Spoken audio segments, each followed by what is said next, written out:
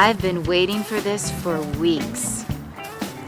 I gotta tell you, I am so ready to do this. I even have the bed ready. What? So when you get home, we can get really dirty. Gotta go.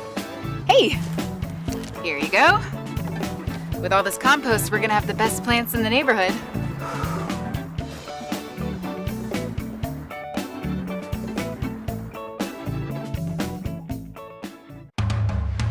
What a beautiful day to celebrate the City of Orlando's first trail overpass. As part of our Vision Zero initiative, we want to increase safety and mobility for riders and for pedestrians, for transit riders, and implement smarter solutions. And this overpass is another link in what will eventually be an 8.5-mile loop, bicycle loop around the Central Business District. We have now over 360 miles worth of bicycle network and 900 miles worth of sidewalk.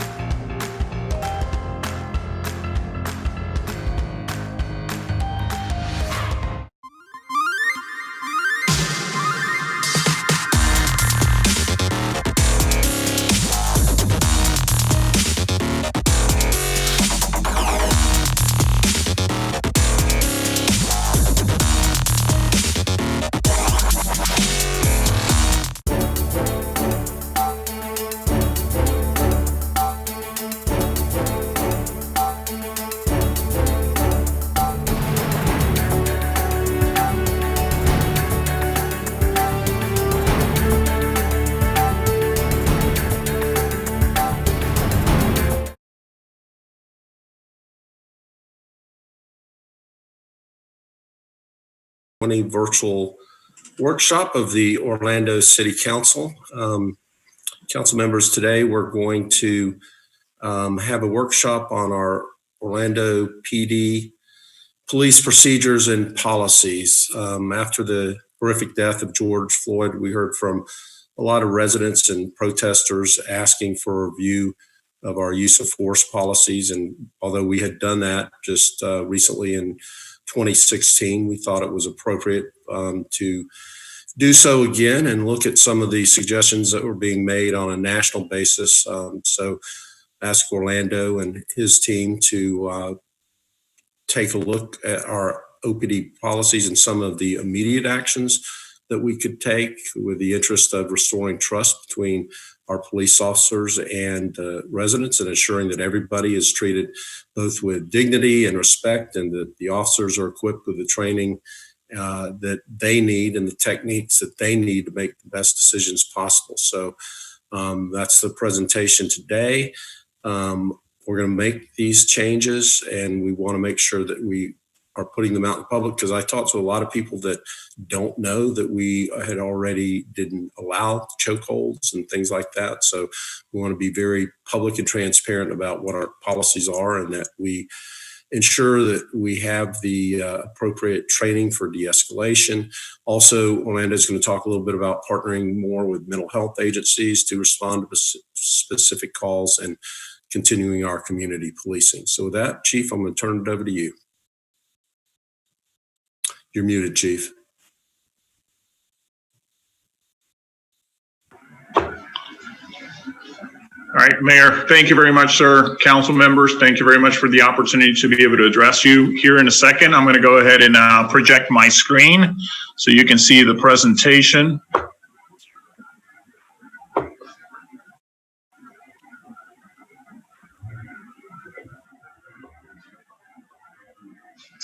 All right. So I hope everyone can see it. Can everyone see the presentation at this time? So with me, just to off camera, are Dwayne Rivers, our internal affairs manager, and also David Haddock, our in-service training supervisor. Just in case there is a question after the presentation that you may feel needs further explanation, I decided to bring my experts along with me. Mayor, to your point, as you said, we saw an opportunity, as we often do, to look at our policies and see where any adjustments could be made, especially when it comes to response to resistance, the use of force. And under your direction, we did so, and we have applied some changes. So as far as what we're going to be discussing, or I will be discussing here shortly with you, and please forgive me as I adjust the screen.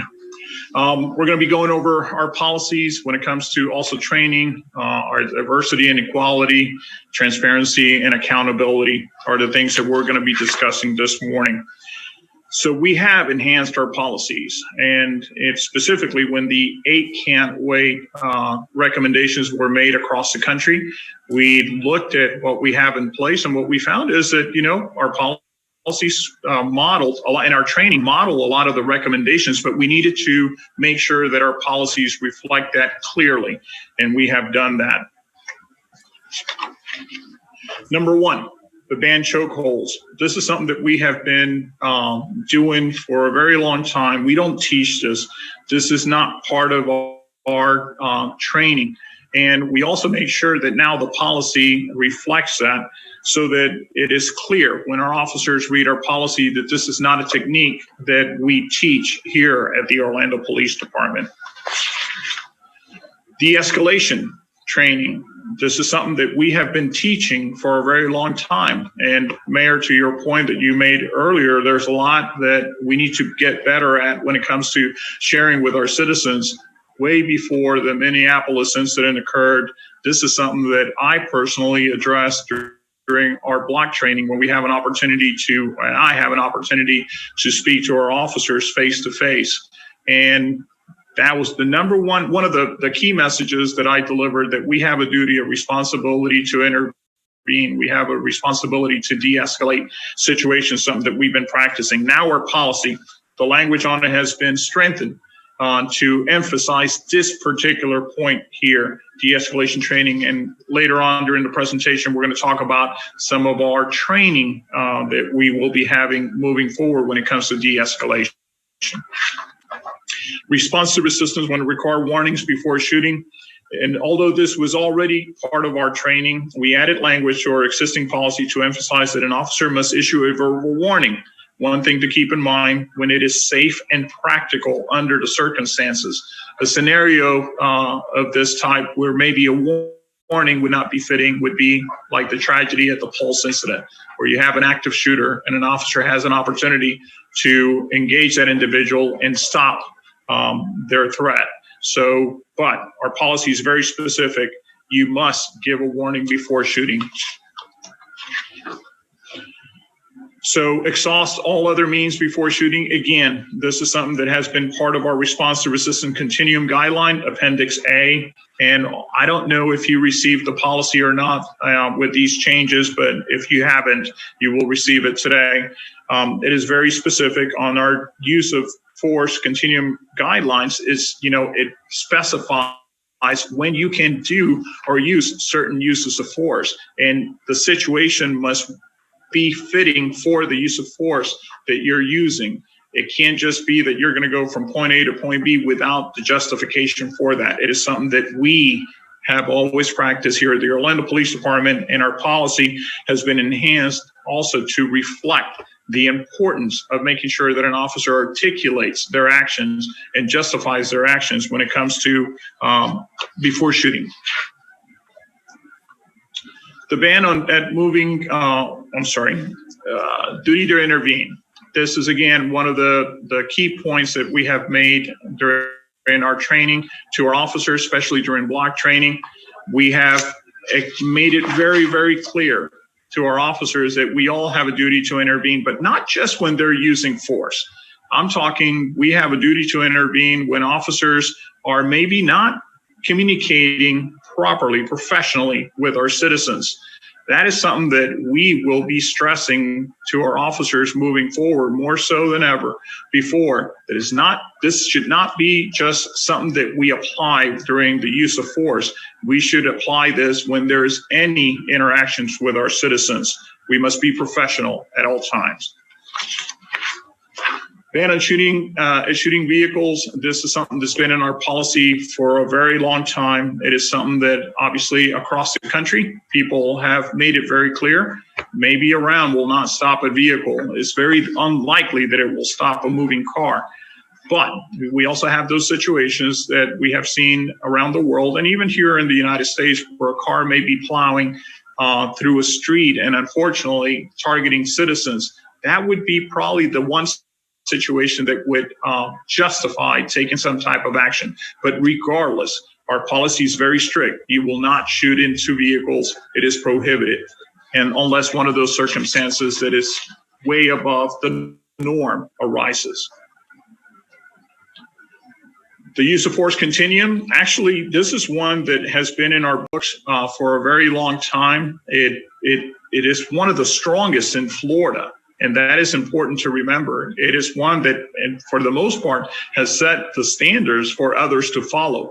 And it's one that we often during our block training, regardless of what block we're teaching, it always comes to light that we must go by these guidelines before any force is used. It must be justified. It must meet the guidelines that have been provided to our officers. Very specific. The requirement of comprehensive reporting, it is something also that we believe is very strong here at the City of Orlando, the Orlando Police Department. A lot of people don't know that when it comes to our use of force policy, as soon as one officer reports the fact that they had to use force to stop a situation where someone was resisting, a supervisor must come out. A supervisor must interview everyone, to include the witnesses, the person who was affected by the force, the officers. A report must be completed. That information then must be given to a manager, so the manager can be made aware of the situation. When the employee's manager is not present or their chain of command, the information gets filtered to the employee's chain of command. It is a requirement that makes it so that it must be done that day. And a lot of agencies, unfortunately, don't follow that guideline. Ours is very strict when it comes to comprehensive reporting. So policy enhancements. Whoop.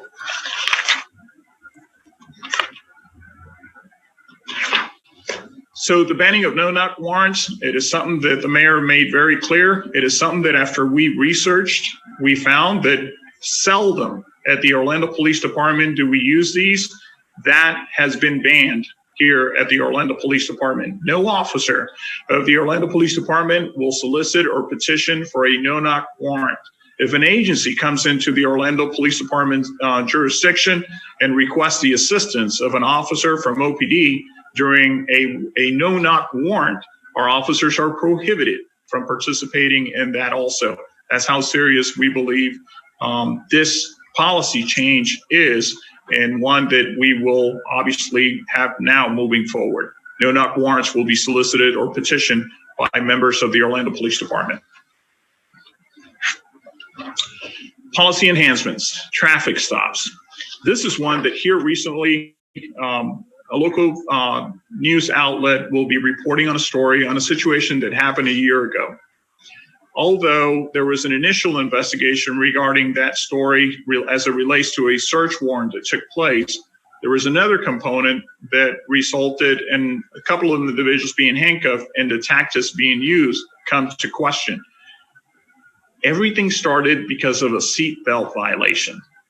So we're going to look at, how we do business. Although the state of Florida, through legislative means, has given us the ability to stop an individual as a first offense for not wearing their seatbelt, is it really something that we want to do moving forward? We're going to solicit our citizens' input when it comes to policy changes that reflect something like that. We're going to solicit the input of our Citizens Review Board to help us best draft how we should police our community moving forward. And just not too long ago in October, soon after I became chief, we still had ordinances in the books for the city of Orlando that would prohibit you from riding a bicycle with one hand on the steering of the bicycle on one of our city streets. And unfortunately, where were those city ordinances enforced the most? In some of our neighborhoods that obviously have been challenged by certain activities as it relates to crime. So we did away with those back in October. Moving forward, we're also going to partner with our mental health agencies. There's a model that was just shared by someone, a citizen, shared with us in LA. They adopted a program that basically, and it's something that the mayor during one of our recent meetings was mentioned to the mayor during one of our meetings, where someone says, how can you minimize, or how could you minimize the exposure of sworn officers versus non-sworn to situations such as car accidents or overwhip calls, especially when it comes to situations when it's not a law enforcement violation, but maybe someone in crisis. So under the leadership of the mayor, we will be looking into partnering with mental health agencies and other social services to best address that particular recommendation and concern. Training. A lot of people don't understand the level of training that our officers go through. When I went through the academy, the number of hours that were offered back then, I think, was somewhere in the neighborhood of 600. That is somewhere in the neighborhood of 700 hours of training that our officers must go through. But in addition to that, once they come out of the academy, as you can see on the slide, starts with phase one, where the individual, actually not included in the slide, is 5 weeks of high liability training for our officers that they must undergo. If they pass that process, then they go into their field training. And as you can see there, training does phase one, 75% of the work is done by the training officer, 50% of it is done by the recruit. Phase three, 25% of it is done by the recruit, 75, and then eventually to phase four, where the recruit does anything. During that evaluation process, as you can see, there's a lot of hours that go into that. It is determined whether that officer can go solo or not. So training is very important to us, not only during the academy, high liability training before they go on to the field, and then the field training itself.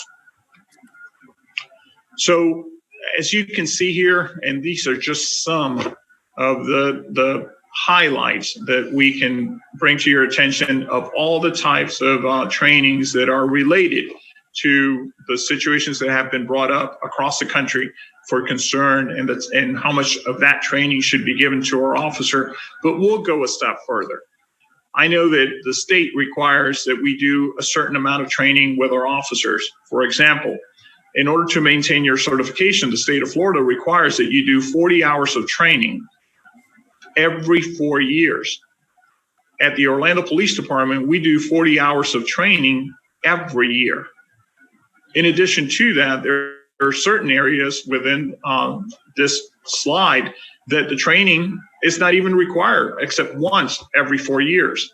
We're going to look to see what frequency we're applying to the type of training and where we are with that when it comes to our troops. Every officer that comes on gets the training that they need and the training that is required by the state right before they go out onto the field. But we need to evaluate how often that training is being provided again. So as far as the changing culture, we recognize the change is needed, and I will ensure that change comes. We will look at everything that we do when it comes to the Orlando Police Department.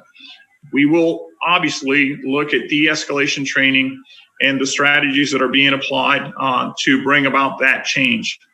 We need to make sure that our department understands that we have got to mirror the expectations of our citizens, and we have to meet those expectations. So we're committed moving forward to making sure that our department understands that the community is asking for change, and we'll bring about that change. So training enhancements, the simulator that council, mayor, that you all approved, it's been in the making for a very long time. Personally, it's been overdue for 6 months. In my opinion, that is supposed to be live come July 27th.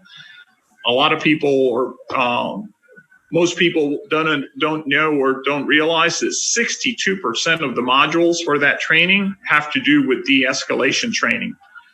A lot of them also have to do with the topics that have been raised, that, how do you deal with someone who's going through mental crisis, autism? How do you deal with those split-second decisions out there? This simulator, state of the art, the best of the best that can be found out there, is what we're going to have here at the Orlando Police Department. We're also, just through this process, now that we have here this fall, we will see 100% staffing at the Orlando Police Department, something we have not seen in many years.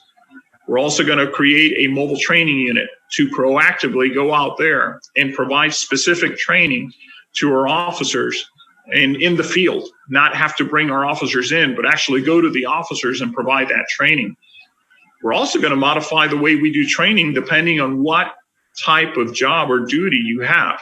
Meaning, if you are a regular patrol officer, if you are part of a specialized unit, you will have training that is tailored to your duties, special teams. All of that will be part of our training enhancement process.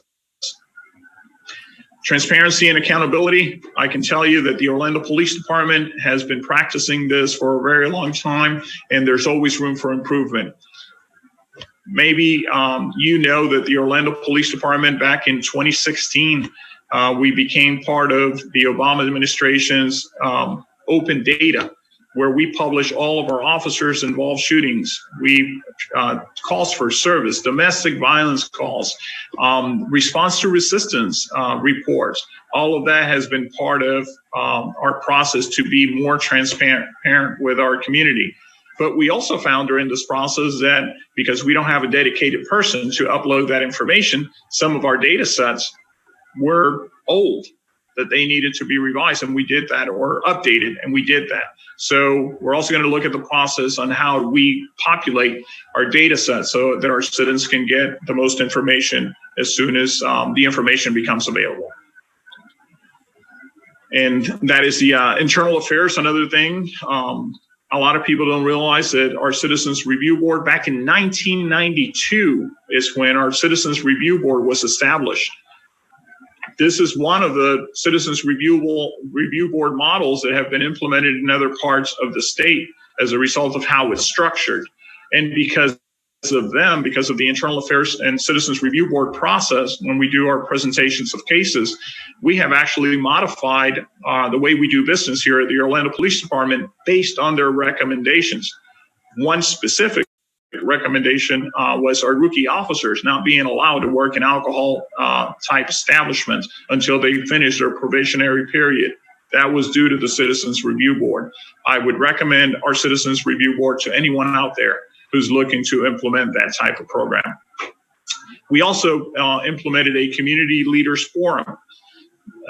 When I became chief, I asked that every brand new officer at the Orlando Police Department, before they ever set foot on one of our neighborhoods in our city, they are meeting. We bring in community leaders, a representative from each of the district, to talk to the officers, to explain to the officers what that district is like, what the great things are that they will experience in those districts, and what are the challenges that they should be aware of. It is something that we believe has made a difference, and especially when it comes to officers that are coming from other parts of the country to join the Orlando Police Department, to have a better feel of what the city of Orlando, the Orlando Police Department is all about. So enhancing internal investigations, there is a program that we now have put in place. It's called IA Pro, and I have to give all the credit, to be honest with you, to IT, who has made it possible. Their plate is super, super full, and they have been able to help us to get this program implemented. It will really, the way we were doing business before was kind of antiquated. The system was not providing the outcomes that we wanted. This program, it is the latest and one of the most recommended programs to help us with early intervention when it comes to how we track our officers, how often they get a complaint, how often they use force. It is also one that will enhance the way we do our response to resistance investigations. The current system that we have right now, a lot of responsibility, and all the load is put on one individual to have to review all of our cases and provide some information. We had to modify that process to alleviate the workload that we had, which was lacking by 3 to 4 months at a time. So this program will definitely enhance the way we do things, and will create a notification system that's more proper or prudent for the way we do business now.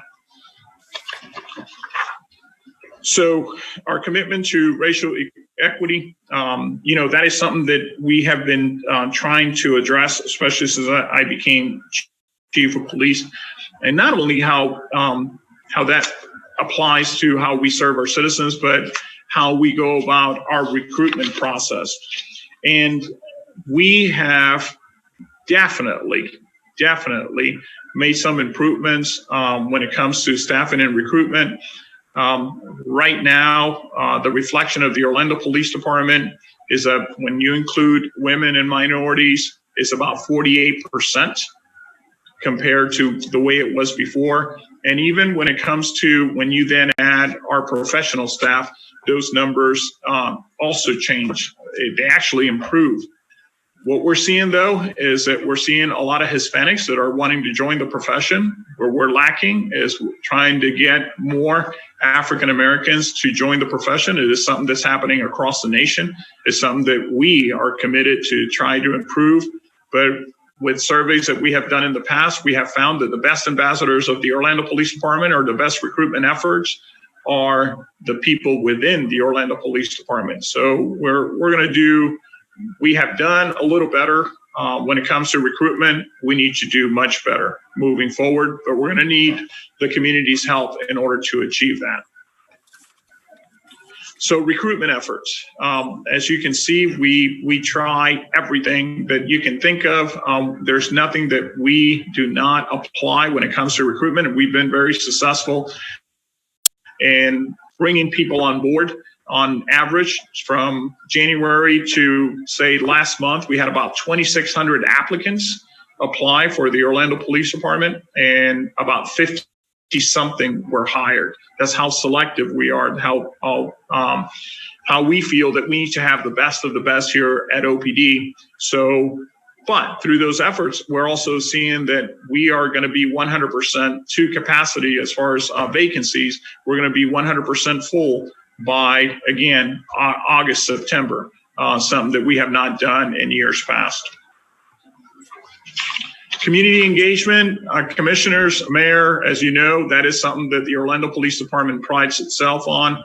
We have done that through the history of this agency. We've always been very, very proactive in doing engagements with our community. And just recently, we announced a new program, a youth outreach coordinator led by Officer Joseph Lundy. He has officers that are assigned to different parts of the city who are ambassadors to the program. And just an example that I read this morning was a couple of teens were arrested at the Inglewood Neighborhood Center, an incident that happened there. The ambassador program officer went and met with the kids, found out who the parents are, got more information about the kids. So the follow-up will be to engage the parents and engage the child in hopes to direct them in a positive direction. That is the type of proactive engagement that we are exercising here at the Orlando Police Department. We don't want it to be just about arresting people. We want for us to make a difference in our community, even when it comes to opportunities to give someone a second chance. With that, I know that I went through a lot very quickly, but if you have any questions or feedback, I would greatly appreciate it. Thank you, Orlando. If you could take your screen shared down so I can see all the participants, all the commissioners. I see Commissioner Burns has his hand up in the chat room, participant room. Commissioner Burns. Yes, good morning, Mayor, fellow council members, and Chief. Thank you, Chief, for that review, and I appreciate your attention in responding to a lot of the things that we've all heard over the last few weeks. I do have a few questions. I'm not sure how best to do this. I have several questions. Would you like me to ask the question, wait for the response, or give you state all my questions? One question at a time would be great. That way I can give you an accurate answer, hopefully. Okay. All right, great. Well, the first thing is when I see that we have the 4 phases of training. And I appreciate getting this understanding. But one of the things that that's been mentioned to me was, and I recognize that when a trainer oftentimes provide the foundation for how new recruits will perform their jobs. So my question is there some specific training for the trainers that they have that will communicate or give them skills to ensure that they're not passing on any biases that they may have, or just the importance of having a well-trained trainer? Because when you look at the George Floyd case, I believe the officer who actually murdered Mr. Floyd, I think he was maybe the highest ranking police on the scene. And also there was a new recruit that had been on the force for a few weeks, as I understand.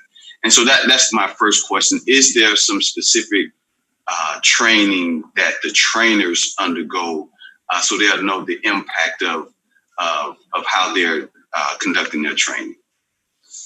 Commissioner, they have to go through a certification process to get certified. But to your point, how do we then evaluate if they are a good fit to train others? And I think the evaluation process that they do on the recruits and the feedback from the recruits often yield some information, but we also have to understand that maybe a recruit may not want to voice a concern that they may have about their field training officer while they're in a probationary period or what have you. I think moving forward, that type of question that maybe 2-3 years ago we would have not processed is something that we have to understand, that we have to process now.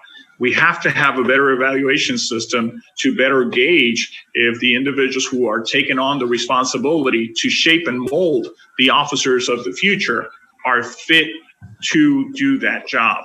It obviously the responsibility of the supervisors of the program and the managers of that program also have a duty to make sure that the right people are there. And I will tell you that we've had some field training officers that after their training, our training staff has come back and said, you know what, thanks, but no thanks.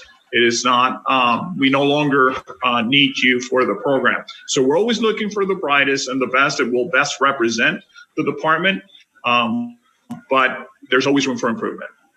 Right. And I appreciate that, Chief, because I also think that, because I've actually received, some concerns about some trainers. So, I would suggest that maybe there's a anonymous process that a new recruit can express their concerns, and not necessarily a new recruit, but anyone that witnessed these types of trainers who may not be a good fit, may be laying the foundation for some bias or just some policing that we would not like to have in the city of Orlando. An avenue for them to anonymously communicate their concerns. Also, when we talk about training, we oftentimes look at the policing, and I feel that one of the main things the police is tasked with doing is protecting and serving.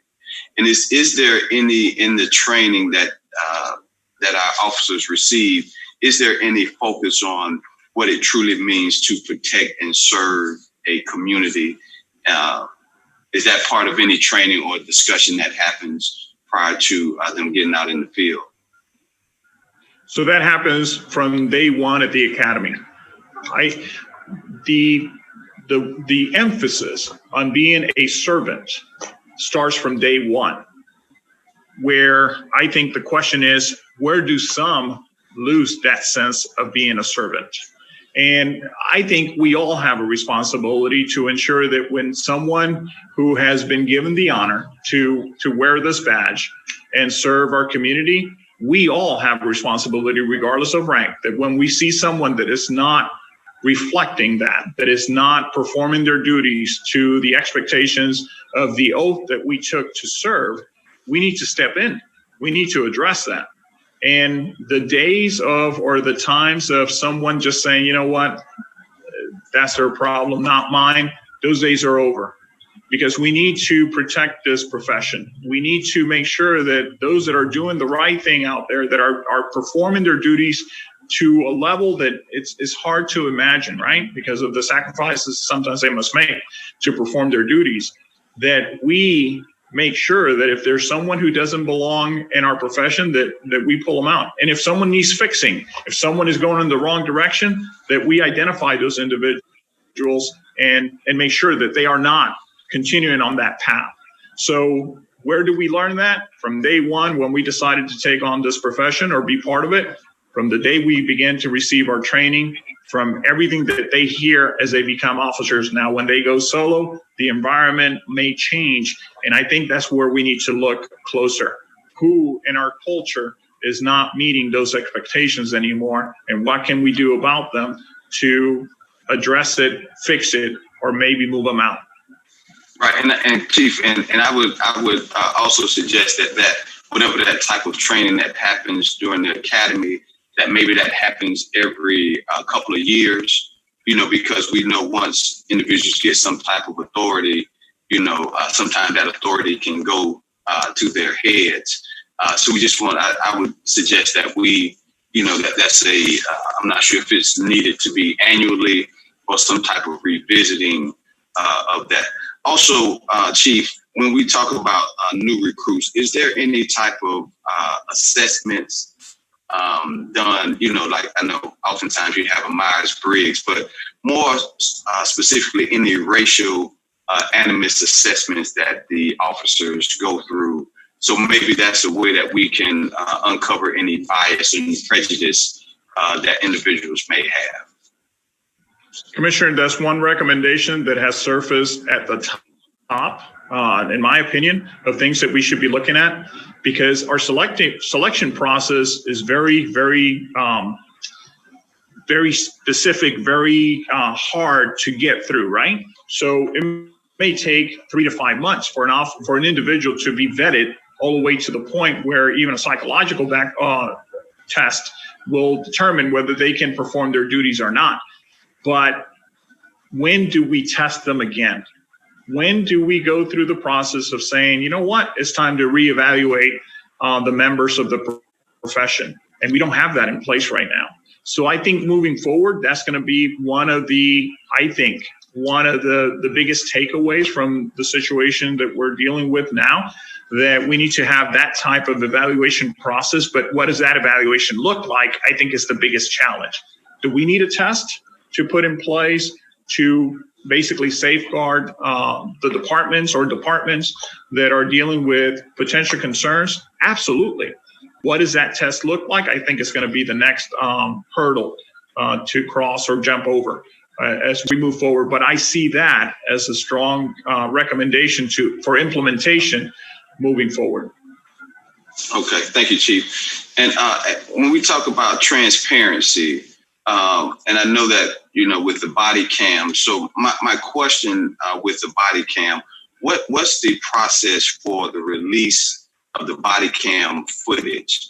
And I want to be a little more specific, because I know that I found that on, I think it was February 18th of this year, a gentleman, Kevin Aldofe, was shot and killed by an Orlando police officer.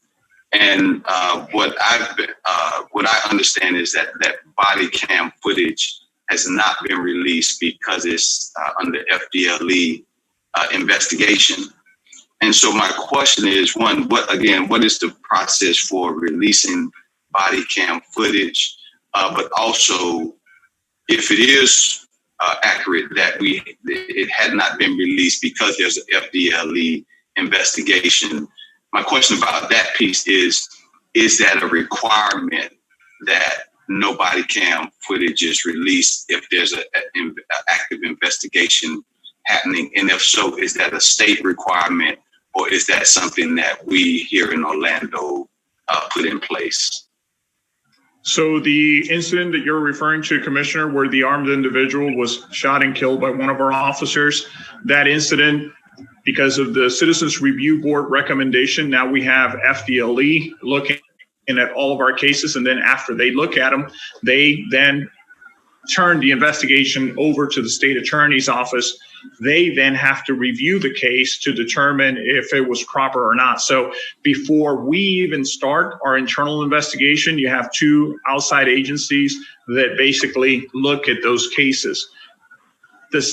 We have to honor the process. So we cannot put out something that may influence what the decision will be for those entities that have a responsibility to weigh in or review whether the officer's actions were proper or not. So I think the custodian of those files ultimately has to abide by that. If it's in an active investigation, state law allows you to safeguard that information until the conclusion of the investigation. Now, what LA, for example, has done is whenever there is an officer-involved shooting, they actually review the file, they take the video, they provide feedback on that video, and then they post the outcome or their feedback on a website, on a web page. So I get how the family must feel, the uncertainty of not knowing what that video has, how frustrating that must be for the members of an individual, the family members of an individual who have suffered loss during a questionable situation like that. But we also have to safeguard the process.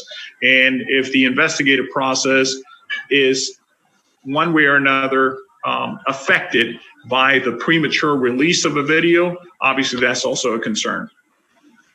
Right, and I appreciate that, Chief. So again, my question is it some type of law that prohibits us or prohibits the release of that footage while there's an investigation? I wish I had a member of our legal team here present with me so they can specifically answer that, but I can say that during the investigative process, the information is protected until the outcome of the investigation. And when you have multiple agencies that are involved in the process, then they are the custodians of that file. They, in turn, also have a say whether the information can or cannot be released.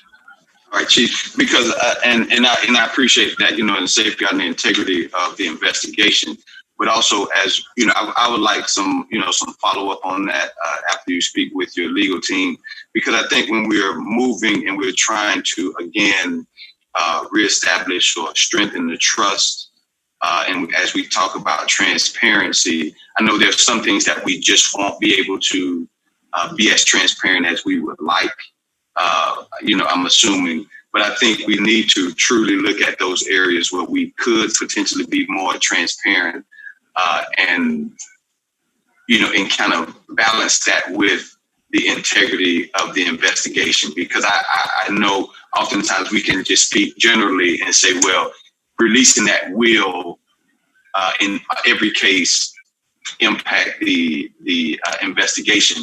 But oftentimes I think we need to look at those cases individually to see if that's actually the case. Because I think we there's a potential of hiding behind, there's an active investigation to not release the body cam footage. But again, I'd just like us to review that so we can know exactly, as the Orlando Police Department, the City of Orlando, what is it that we are 100% required by law to do, and what do we think is the best practice, and ensure that there's a balance to ensure that we have the transparency and we continue to work towards establishing the confidence. And I have two more questions. Now I'll give up the floor. I have several more, but I'll let other commissioners speak as well. When we talk about use of force, and this was something that came up a couple of times in some of the listening sessions that I participated in, is the categorizing the levels from taking it from 4 categories to 6. Can you talk about the use of force and how those in that matrix and how that categorization happens. So, Commissioner, the way our appendix has been drafted to show our officers, clearly show our officers at what level they can exercise that use of force is very specific. And we did it keeping in mind that you have to always have a justification for your actions, that the individual's actions are the only thing that can dictate the officer's reaction to that use of force. So it is clearly spelled out exactly when it is that the officer may use tactics that are meant to protect the individual and the officers. Since we enacted our use of force policy the way that it is structured, and we considered all of our policies living documents, meaning we're constantly looking at them to see how we can modify them to better fit the citizens that we serve, we have seen a reduction of citizen-involved injuries and officer-involved injuries. At one point, when we enacted our policy, we saw a decline in citizen-involved injuries and a slight uptick on the number of officers who were being injured. As we introduce new tools to our officers to eliminate the potential for us to go hands-on with someone, obviously, it's a learning curve for everyone involved. But the way that our use of force continuum is structured so that our officers have a clear and specific guideline as to when it is that they can use the tools that they've been given. And they must be able to articulate. They cannot just say, I went from using pepper spray to using, my firearm in this situation. They have to articulate the justification for deviating from the use of force continuum. Okay, Chief, so at some point, did we have 6 categories or 6 groupings, and then we reduced it to 4? And what do you feel maybe the impact of that was? So we grouped them, but if you look at it, it's even more specific than it was before. And Dave, if you want to pipe in, you're more than welcome. I have Sergeant Dave Haddock here with our training unit, who may give you the most appropriate response to that. Dave. Okay. Also, before Dave chimes in, Chief, is it possible that I can receive what that grouping looked like before, and as well as what it looks like now, so I can get a good understanding of the changes and the potential impacts? Absolutely. Thank you. So, sir, this is Dave Haddock in the training unit. At one point, we did have a policy that had 6 levels of force, and they were identified as officers' presence,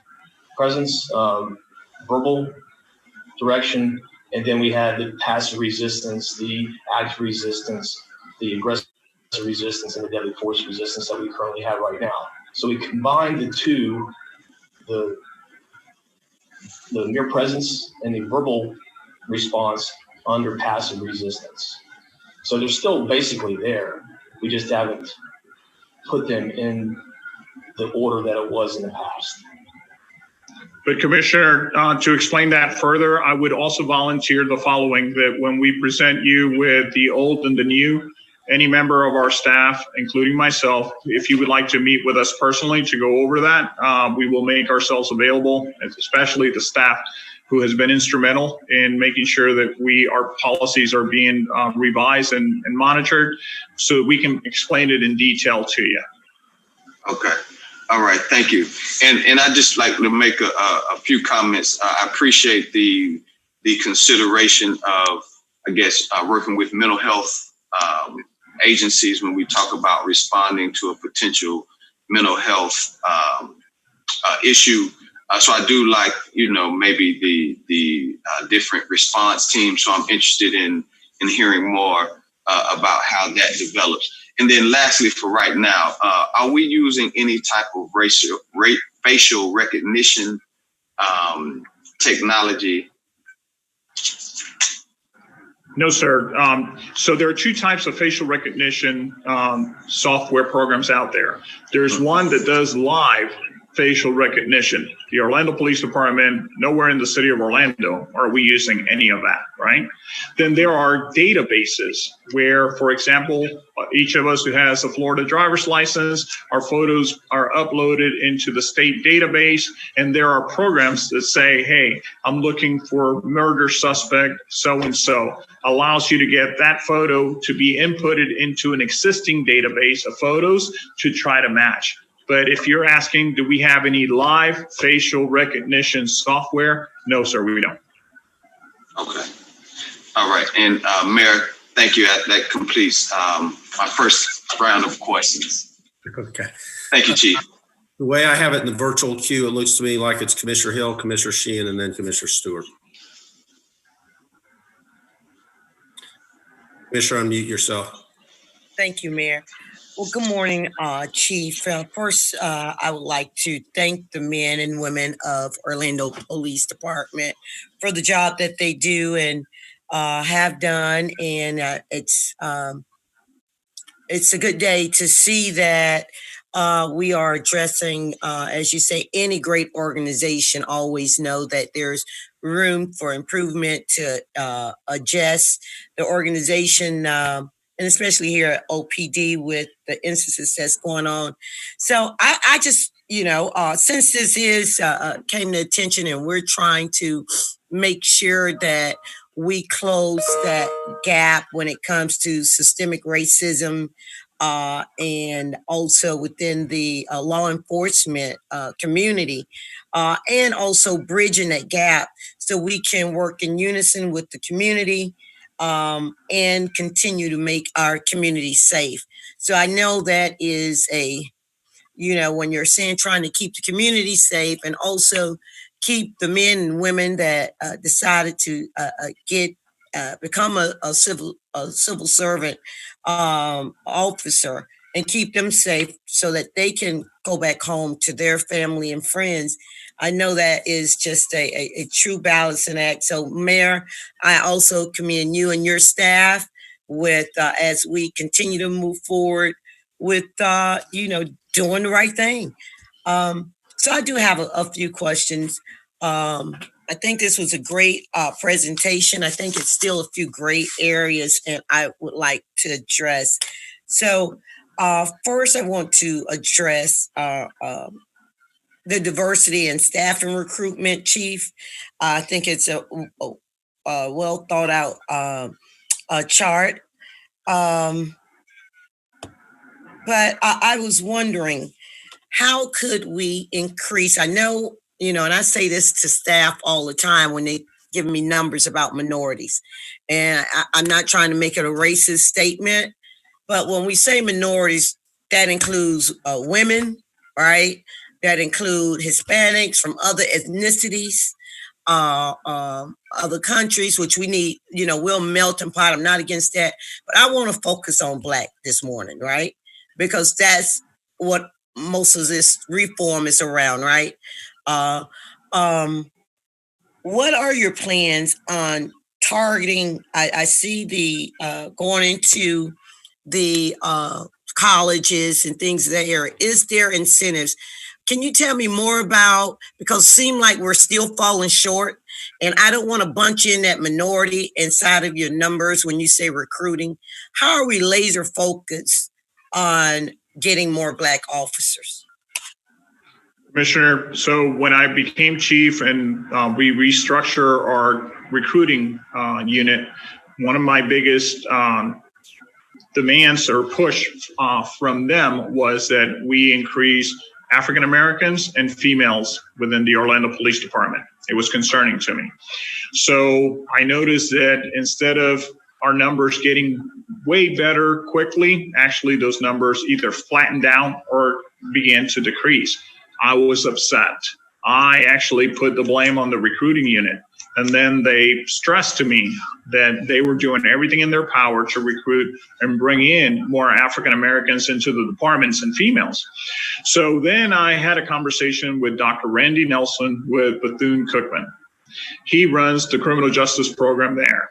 And we were meeting here in this conference room, and he brought up the fact that in the African American community right now, the encouragement for young African Americans to join this profession is being affected by what is happening at our national level when it comes to incidents involving law enforcement and the African American community. Many families are not encouraging their young to join this profession at the local level. Federally and what have you, absolutely, but it's not happening. So when he said that, I was like, okay, that is concerning to me, right? If we cannot encourage or convince someone from this segment of the population to join our profession, how do we fix that? So I took it a step further. I decided to go to Valencia Community College to look at one of the classes that was out there, because you have a lot of individuals that are self-sponsored, meaning an agency did not give them the opportunity to go to the academy and pay for them to go there. They had to get their own money to do that. And when I looked at the sea of people who were inside that particular group who was training that day, I saw few African Americans, few Blacks within those individuals, which goes to show that even for those that are selecting on their own to join the profession, there is a lack of representation there. We need our community to help us address this. If there is one concern I have at the Orlando Police Department, is the lack of representation or the incrementation of individuals from the Black community in law enforcement, because it's not only a concern for today, is a concern for 5, 10, 15 years from now. If you have a lack of representation in law enforcement from any segment of the community, and you want for those individuals to also reflect the leadership of the agency, if they're not here now, that means the future of that representation within leadership is also going to be affected. We have a crisis in the United States where the Blacks, unfortunately, are not being encouraged to join the profession. And I mean, all of us, I think we have got to address that and address it immediately.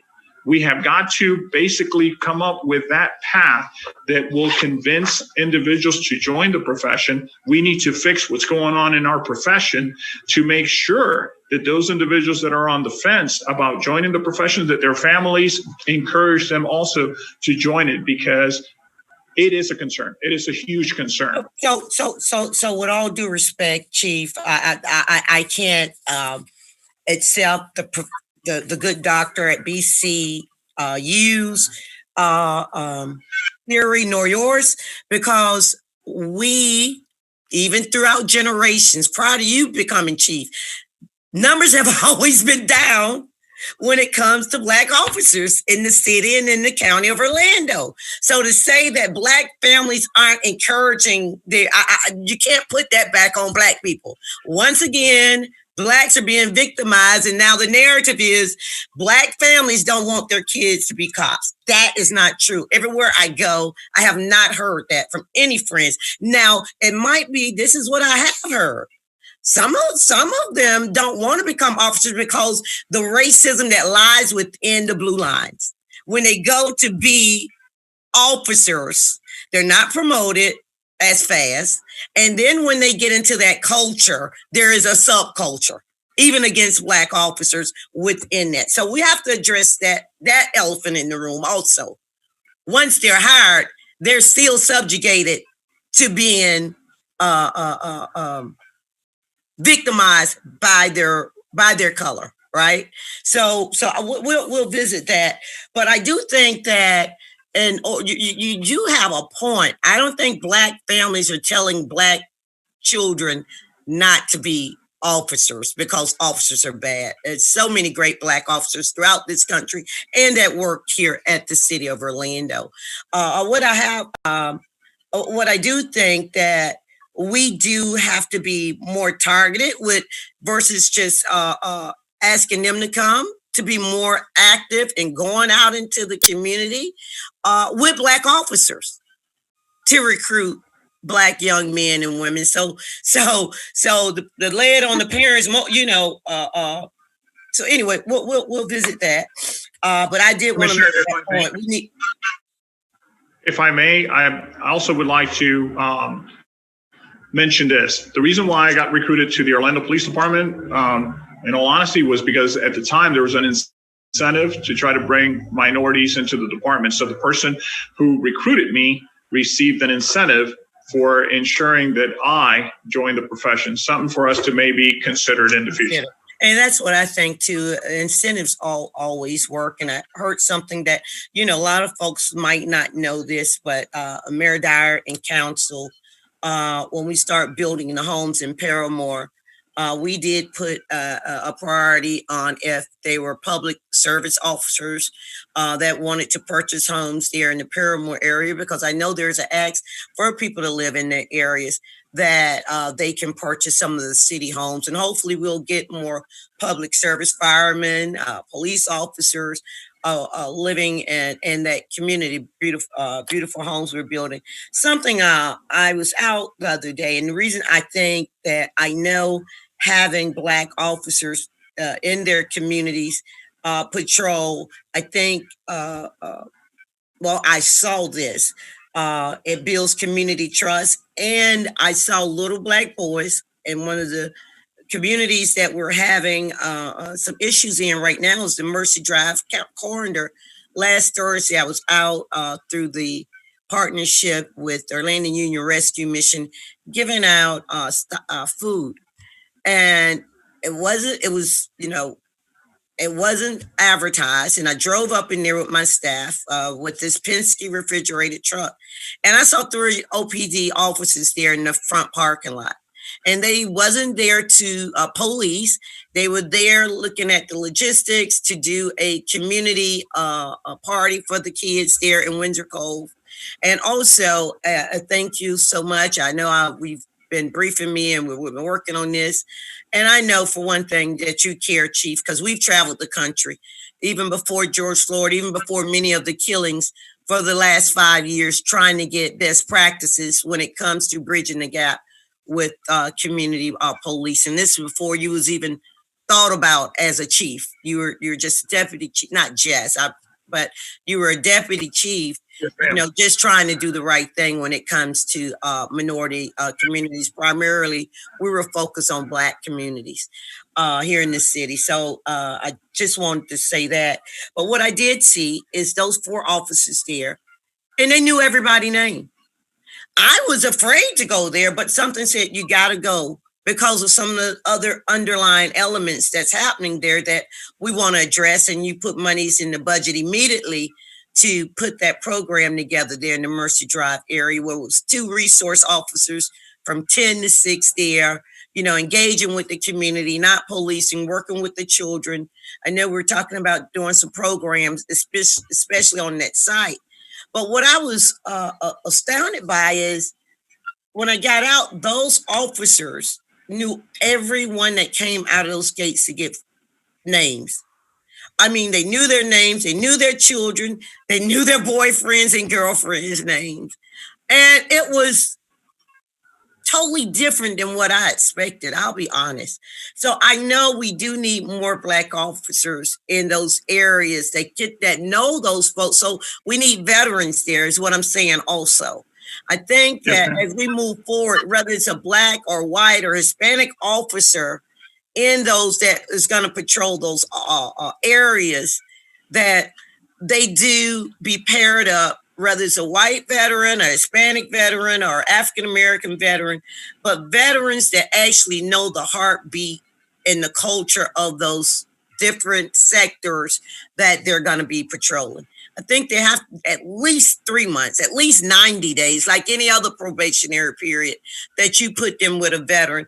Because, when you pull a kid maybe from that went to school over, nothing against Lake Bradley or any of those places, or Lake Highland Prep and all that, you can't blame them for being a little fearful. They probably hadn't ever been around Black people constantly 8 hours a day or 12 hours a day. They come from a different culture. And something I just warmed my heart that the mayor said the other night when I was watching Channel 9 and they were doing their town hall. He said, he was fair. They asked him a question. He said, I don't understand what it is to be a Black man. So I can't really, I empathize, but I don't understand. So I do believe when we're sending these new officers to different areas, they don't understand the culture if they wasn't born in it, or they didn't, go to school with another kid and they went to the neighborhood. You got some folks that just used to go to the neighborhood, so they understand the culture.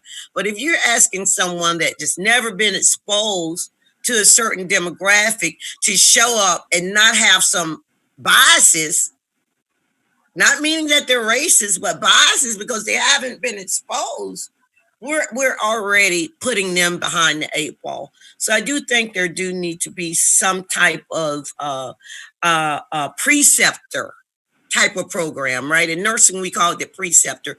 Even as a nurse, we had our skill sets, we had our license, but we had to follow another RN for at least 3 months. So she can teach us certain bedside manners, certain ways to address the patient, certain behaviors that was within that medical. So hopefully we can apply something like that.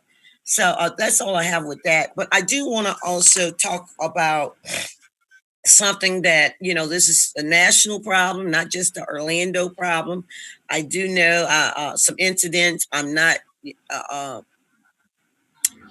don't know how the investigations went, so I don't want to overstep my boundaries, but it has always been a fear and a concern that they require a warning before shooting. I'm so glad to see that, and it exhausts all means before shooting. I would like to see what those all is, right? That's kind of vague and broad. If we can condition.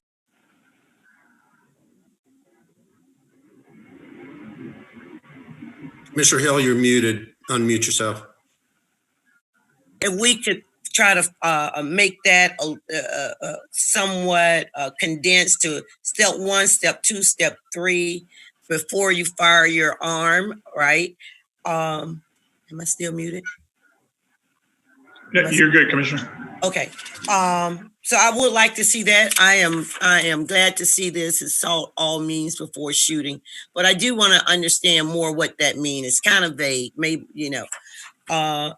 and maybe if I go to section 3, I'll see it. But because I think the men and women that's out there versus saying, I fear for my life, that is something that the African American community and I think the brown community feel as if they don't have that protection. And to see that really is, I think, a step in the right direction. Because I know the officers sometimes feel their life is, all the time when they really shoot, they say, I felt like my life was in danger, right? That I was standing my ground, So we need to, I've seen them shooting cars. I think we've had an incident where it's a misdemeanor crime, but somebody end up dead. So I don't want to see civilians weaponize their vehicles, but I think there is a cry from the community, especially Black and brown folk, and especially African Americans, not wanting to see the officers use the excuse, I was afraid for my life because a car was coming at me. That is, we see a majority of the shootings and killings because somebody was trying to get away, backed out and say, oh, they backed out, I feared, and then they shoot up the car from behind, or they shoot up the car from the side, or they jump in front of the car. I mean, that depends on if this is a cold murderer, but if this is someone that just stole a few steaks, I don't think that's a reason to kill somebody. Let them go. We got the tag number. Let's follow up. So I do want to see a little bit more into that. I am glad to see that we have enhanced that. I'm in support and always have been of the no-knock warrants, and that it's banned, period. Thank you, Mayor Dyer. That was some of the acts from some of our activists that have had meetings with many of us the last month or so. Traffic stops.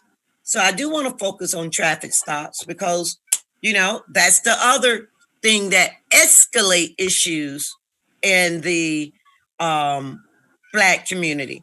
I would dare to say, Chief, just from my observance, I mean, I don't have data to back this up, but many of our problems on the west side of Orlando and even in Pine Hills is traffic stops. And then what comes after? Minor traffic stops. And they use that to weaponize searching folks' cars, right? And I get it. You know, we want to get drugs and guns off of the streets. But I would dare to say I would like to know how many traffic stops, when we're talking about transparency and doing some comprehensive findings with data, how often are folks stop in District 5 and District 6 in comparison to other places in the cities, right? And for what, right? I have gotten a lot of information and complaints that we are not really adhering to some policy that we put in place a couple years ago of the mayor and this council when we start talking about arrests under 2 grams of marijuana, right? Folks are still getting arrested. I've even known some folks, professionals, I'm not going to call some names, but you know, they were pretty dismayed being stopped and officers stating that they smell marijuana. They were actually attorney, don't smoke marijuana, but they use that over on the west side and to search your car, because automatically if you say you smell marijuana, you get to go inside someone's car. Correct, Chief? I mean, that is solid right there. Yeah, that's a solid. I mean, I want to be real right now because we're trying to make a change and make policies, right? And it's not trying to expose. I'm just trying to tell you what we're hearing and how we can enhance it and some of the complaints, right? Because we haven't had an opportunity to really speak. So I do agree. We have that.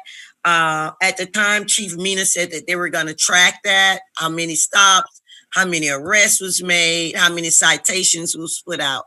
So we want to put policy in place. We do need to have data to support it, to see if it's working, right? Or see if it's not working, to see what we can do to improve. So if you can do that traffic stop piece as we move forward, Chief, to see how many, you know, seat belts, how many tail lights out, or how many folks are even walking, because something we see over in our Black and brown communities, Chief, is people just stop for just walking, right? On a bicycle because they didn't have a headlight. You know, those type of ordinances that are the law. It's legal, but are we weaponizing those things, right? Those minor infractions. And then when that happens, automatically you have an angry resident that feel as if they're being profiled. Voices are going to go up. Now we have an escalated situation because I pulled someone off a bike because they didn't have a light on the back of their bike. So I do want to try to start gathering information on that. I love the fact the training and enhancements. I think because we're doing all of those, Chief, but I really think we need to be laser focused on some of these versus trying to do this broad picture. We know we need more ethic and culture diversity, bias-free policing, fair and, you know, those things, and racial profiling. So we can focus on those things instead of make it so broad and like take a few bites from the elephant, those things that really matter, that racial profiling, crisis intervention, conversation inclusiveness, because we've done all of those, but we need to focus on a few and get those very important things with while we continue to work and implement others, right? I'm glad. I think something that needs to be done urgently is these trainings with your special teams. You know, we don't need to know who they are because most times those are folks that's working undercover, or there's some of the ones that's working with the drugs and guns, and so, you know, I know this is all over, but most of those folks are focused in the Black and brown areas. If we're honest or not, we don't know how many or whatever. I know because that's, you know, guarded close because folks' lives can be in jeopardy. But I think we need to do with those folks we need to really immediately do this implicit bias and profiling and all those sensitivity training, right? So that they can get that critical information. The guys was nice once they started me, but one night I almost killed myself, Chief. I was riding in my Mercedes-Benz. I was going home from an event downtown here. It's about 11:30, about 11 o'clock or so. And I got tinted windows, and I was over and going towards where I live, which I was going through the community. And this car kept, and I'm a woman by myself, the car just kept telling me and going lane to lane. And I got scared. I started going about 80, 90 miles an hour. The car started going about 80, 90 miles per hour. And I didn't know what to do. And then they put the lights on. So it was some of our guys, I guess they were undercover. I gave them my ID and I was a nervous wreck. I said, why were you trailing me? And they said I was changing lanes or something, but I was changing lanes because they were changing lanes. So, I could have killed myself, or they could have, thought I was doing something bad. And so I think we need to really level up when it goes to those type of tactics. I know that, some of these things are needed. I don't, but I think how we get behind folks in undercover cars, especially at night, and if they get behind some of these young African-American boys, or brown Hispanic boys, we know that there are some underlying things that are going on. Automatically, they could have thought that there was somebody coming to harm them, right? And retaliate. And then so if we can look at some of those tactics, that'll be great. And I've been working with Denise on the Citizen Review Board piece. I know that's a clerk office and a city hall component, but it's good to see that you're working with the Citizen Review Board. I do want to kind of see if we can change the hours. A lot of people have stated that 8 o'clock in the morning. It's really early, but these are volunteers, to see if we can work with the volunteers to adjust those hours. And I think, Mayor, that's all I have. I'm glad that we are, there's, as you stated, Chief, there's always room for improvement, but I'm glad that we're having this workshop today to let the community know that we have heard them, and we have met with many of the organizations and those in leadership to come up with a comprehensive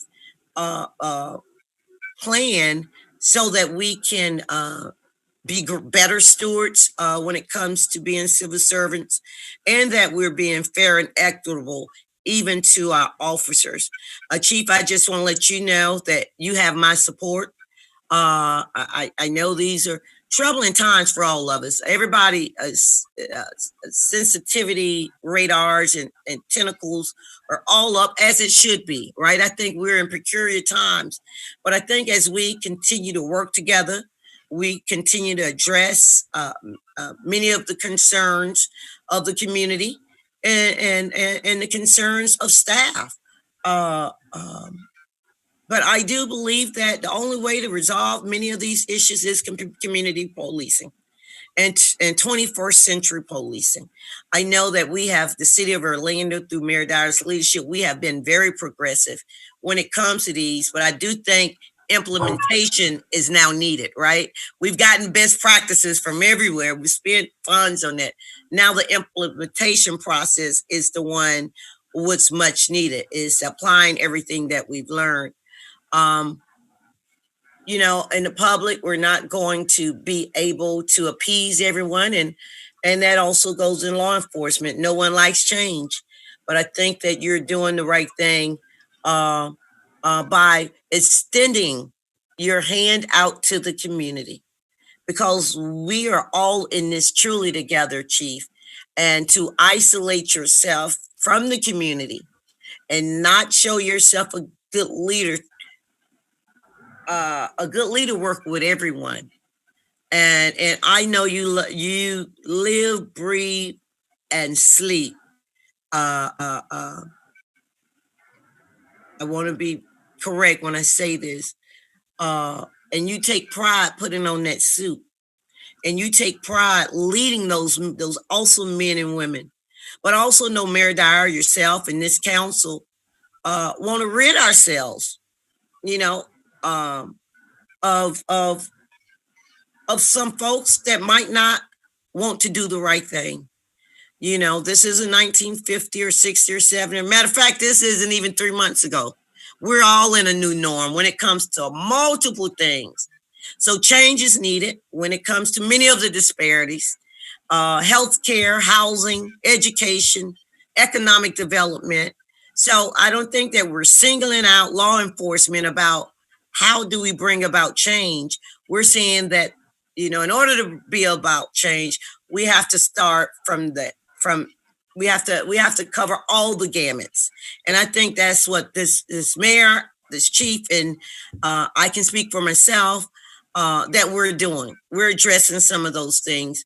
And I think the community and those in law enforcement we all need to work together to be the change that we requested. I do want even the community to know that I support law enforcement. I support law enforcement because, of course, they get paid, but it's a dangerous job. Nobody get in that to make money.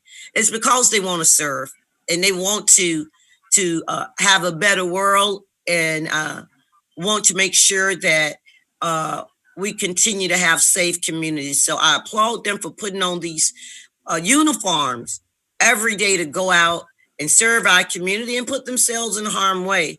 But I also want to say that, as I stated, it's a uniform, just like our clothes are. They're uniforms, and it's people that live inside of those uniforms.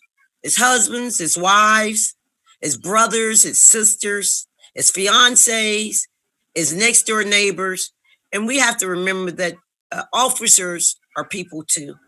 And we must embrace our brothers and sisters, not because they wear the uniform, but because they are people too. Now, we can't change people biases. I believe that, but we can change their behavior. And I'm not trying to change who your mom and daddy raised you to be. But when you go to the job, I need an attitude adjustment when you're on the job. You can believe or whatever you want. I'm not trying to change that. You can vote for whoever you want. Not trying to change that. But when I show up to work, I have a certain guide of rules and policies that we have to follow. So I'm even asking that the men and women that serve so bravely and so vigilantly, that these changes that are coming and that are being implemented, that we work together with it. I do think, as Commissioner Burns, I'm going to end here, that as we do put changes in place for the community, so that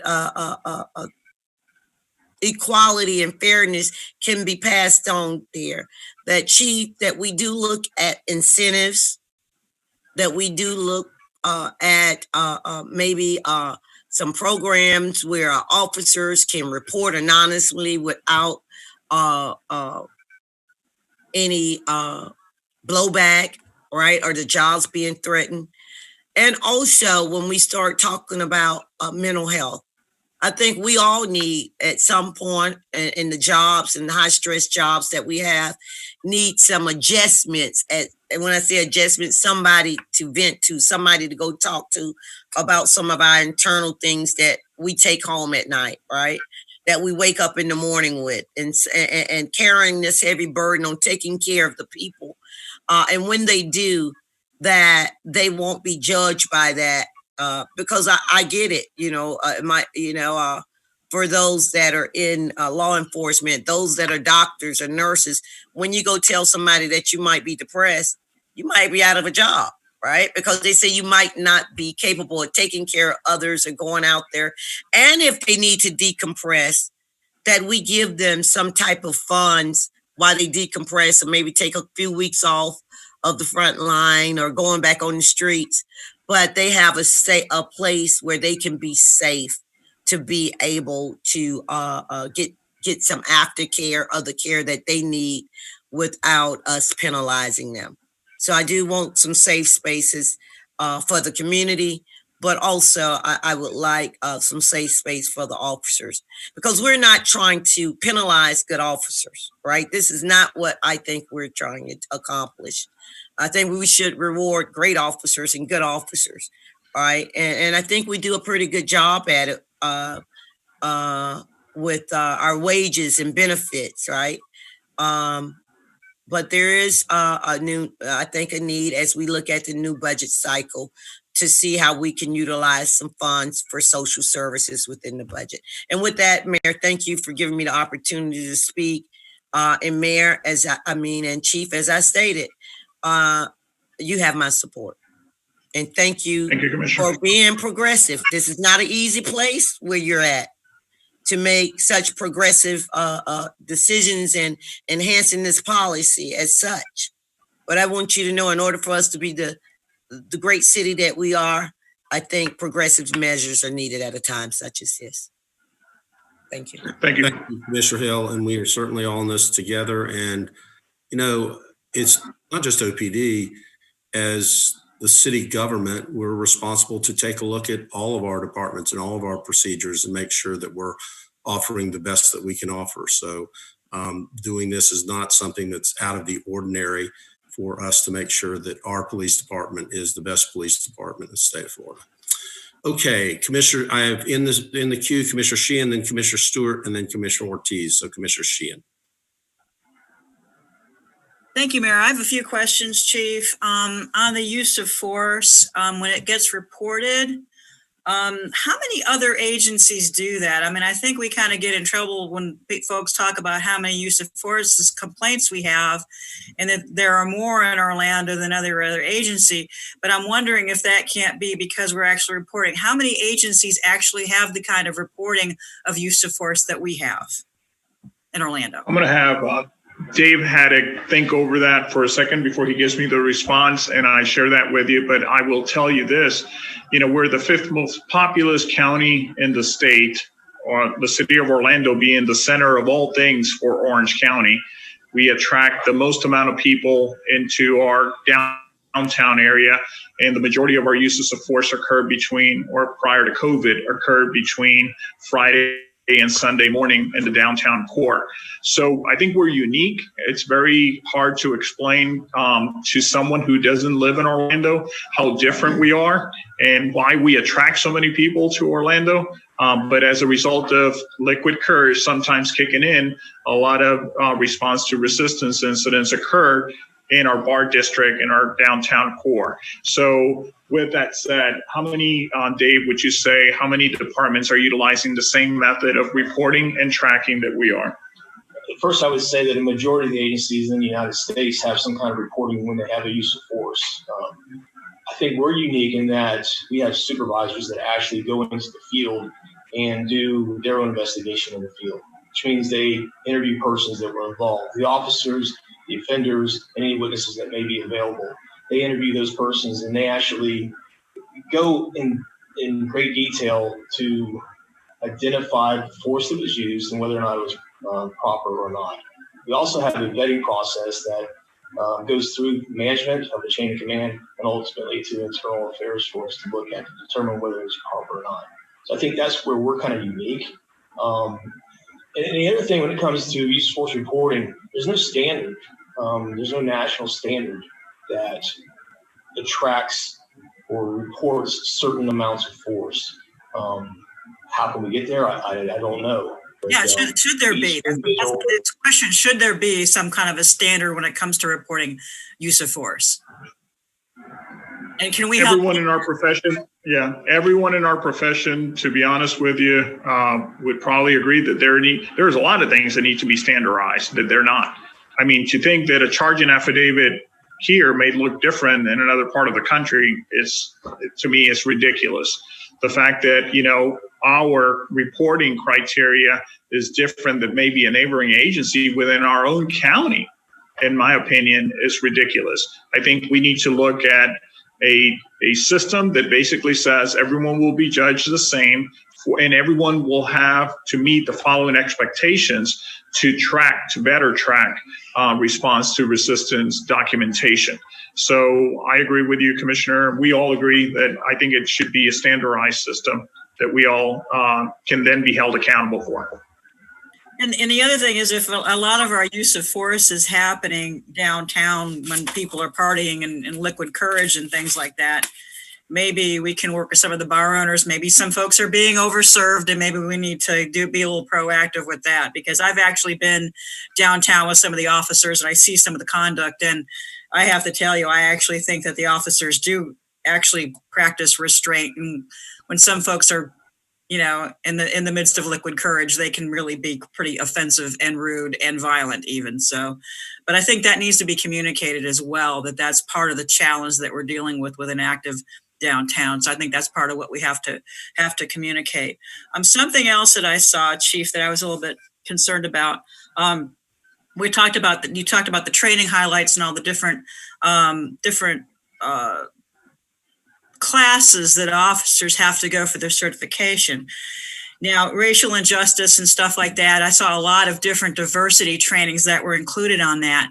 Now, when they go for recertification, do they get to pick and choose which classes they take? Because my concern is the people who might most need to take the racial bias class might not be the person who takes the racial bias class. If they get a chance to decide which certification classes they are taking, the officers that might need the diversity training might not be the ones that are taking it. And I'm going to be quite honest with you. I've seen some of the Facebook postings by some of the officers, and I'm pretty horrified by the things they feel empowered to say on social media. And I think they need the training more than anybody. And I'm wondering if it's a choice, if they just choose to take, martial arts or something like that, as opposed to taking diversity training. I mean, we dictate what training they receive, but I think the issue that we have identified is the frequency of that training. If the state may require only a certain amount of training for X number of years, I think we need to look at, are we in certain categories just meeting the requirement? And should we then revisit that and say, in addition to what the state requires for this particular category, as Commissioner Hill mentioned also, we need to make sure that that training is applied with on a consistent basis. And to your point, if we see someone that maybe through our new IA Pro program, early intervention kicks in and is a category that fits within these areas of training that we implement, we make sure that that training is being offered to those particular officers in the process. Because it's one thing to identify someone, it's another what you do with that individual after they have been identified by any system. So a great point that you have made. We need to make sure that our training is focused on individuals. Well, absolutely. And, if you feel that confident in expressing a prejudiced viewpoint on social media, of course, people are going to think you're going to express that in your profession. I mean, of course they are. I mean, it's your First Amendment right. Yeah, everybody's got a First Amendment right to say whatever they want, but they also have to understand that there are consequences to saying certain things. And I think that part of my concern is that if people feel so empowered to say certain things about minority groups in a forum like that I think they're going to act on those biases when they get the chance. I mean, that's just the reality of it. So, and I think education is key, but I think there also has to be consequences. And if there are no consequences for this kind of behavior, that it's going to continue. So we just have to look at that. And another thing that I've heard from former members of the Citizens Review Board is that they're concerned that they put a lot of time, effort, and energy into the Citizens Review Board, and that there's not enough teeth. There's too many situations where they want the officer punished, and that doesn't happen. So, I mean, is there a way to give the Citizens Review Board a little bit more oversight in terms of dealing with officers' misconduct? Well, Commissioner, like I have mentioned before, I think that there's always room to evaluate whether something that we have in place, like the Citizens Review Board, needs to be adjusted or not. Just recently, during one of the meetings with the Mayor's MLK Commission, I suggested, hey, would you like to participate in a demonstration from our internal affairs side of the house and Mr. Dwayne Rivers did the presentations with others to talk about, what governs a Citizens Review Board. What must they adhere to in order for them to, when they're exercising the rights they have to provide recommendations, this, that, and the other. But we went a step further. We talked about labor law. We went into bargaining agreements and, the Officers' Bill of Rights. We talked about a bunch of things that Mr. Dwayne Rivers did an awesome job of presenting. And I think the MLK Commission came out of that meeting with a much better understandings of what the Citizens Review Board actually does and how beneficial it is, but also with the understanding of where the limitations are when it comes to asking us to deviate from discipline recommendation. But I also did this with the Citizens Review Board. I also mentioned to them that is equally as important. And I know that they're donating their time and we're very fortunate for them to be part of that process when they participate in a board, but to also take advantage of our Citizens Police Academy, to also take advantage of training opportunities that we offer to the board. I actually requested that future board members have a requirement that they must go through a specific training that better gives them the tools to say, I understand why this is out of the norm and why I am going to recommend why a change should be made. They have to have knowledge of what the officers encounter, how they encounter it. Our simulator will be offered to them also for them to go through scenarios. I think we need to make sure that they're also well educated on the do's and don'ts when it comes to labor law that regulates how we do business and how we render discipline. A lot of people didn't know that this new contract agreement, labor agreement, also enhanced our ability to deviate from past practice when it comes to discipline recommendations. So I think things are moving in the right direction, but there's definitely room for improvement.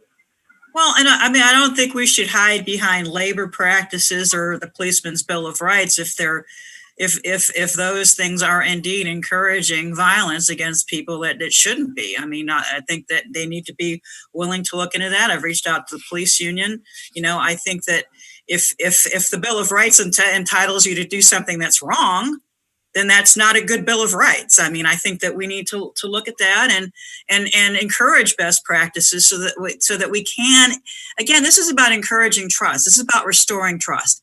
And just because it didn't happen in Orlando doesn't mean that we should not look at our practices and talk about the things that are discouraging. And I like the other commissioners. I'm very supportive of the police department. I do not believe in defunding the police department, but I do believe in accountability because with great responsibility, with authority comes responsibility. So I think those are the kinds of things that I'm certainly looking at. And I think that we need to look into. And this community leader forum, I've never heard of it. So I'd like more information on that, Chief. And I'd like to know which District 4 residents are participating. Because I'd never heard of it before. And I've been here 20 years. So what we have done, what we do is actually the officers that are assigned to you, the liaison officers that are assigned to all the commissioners, we ask them to provide us with the names of the individuals that we should have represented at each of these meetings, meaning they obviously through your leadership and guidance, they obviously know who they feel is a good representative to be part of that district. Okay. Well, when they're talking to the officer. That happens, and that's the way it's been done. I certainly trust my officers. They've all been outstanding, and the way I always lose them is I lose them to promotion because they do a great job. So thank you for that. Yes, and I know that my colleagues, Commissioner Hill and Commissioner Burns, have had lots of community meetings, but I think that there's been some folks in my district that would like to participate, if we do decide to have a community-wide something, that they'd like to be heard or have an avenue to do that as well. I think it's important, the Valencia Institute of Peace and Justice has been great about talking about best practices and how to treat others and things like that. And I know that police training happens at Valencia, and I think we need to look to find more ways to involve them in the process, especially as we're moving forward with coming up with not just good practices, not just better practices, but with best practices. So I think that is a very valuable resource that we have here in this community, and we need to partner with them. And I agree very much with the incentive for recruiting African-American officers. I think that there's one thing that incentivizes people, it's getting a bonus. And I think we need to look into doing that to make sure that we're encouraging diversity. And something that I'm very, very concerned about, and I think is really wrong in terms of police conduct, is conduct after people are handcuffed. And I've seen some things happen that make me horrified as a human being. And while some of it hasn't happened here in Orlando, I think that we have to lead by example. And there needs to be very, very clear conduct that people are not struck, they're not tased, they're not harmed once they're handcuffed. I mean, there is a viral video going on of a poor man who just happened to be the wrong place, walking while black, as Commissioner Hill said, and they broke the poor man's wrist for absolutely no reason. And it's a horrifying thing to see. So I think that officers have to understand, even the good ones have to understand that, unfortunately, that like politicians, we're all judged by the lowest, unfortunately, in our profession. So we have to be better. And I think that, once people are incapacitated and they're handcuffed, we cannot, do any kind of violence against them. I mean, that's just completely unacceptable. And not unacceptable, inhuman. And I think it should be part of officers' training to watch that video, Chief. It's beyond distressing and inhuman.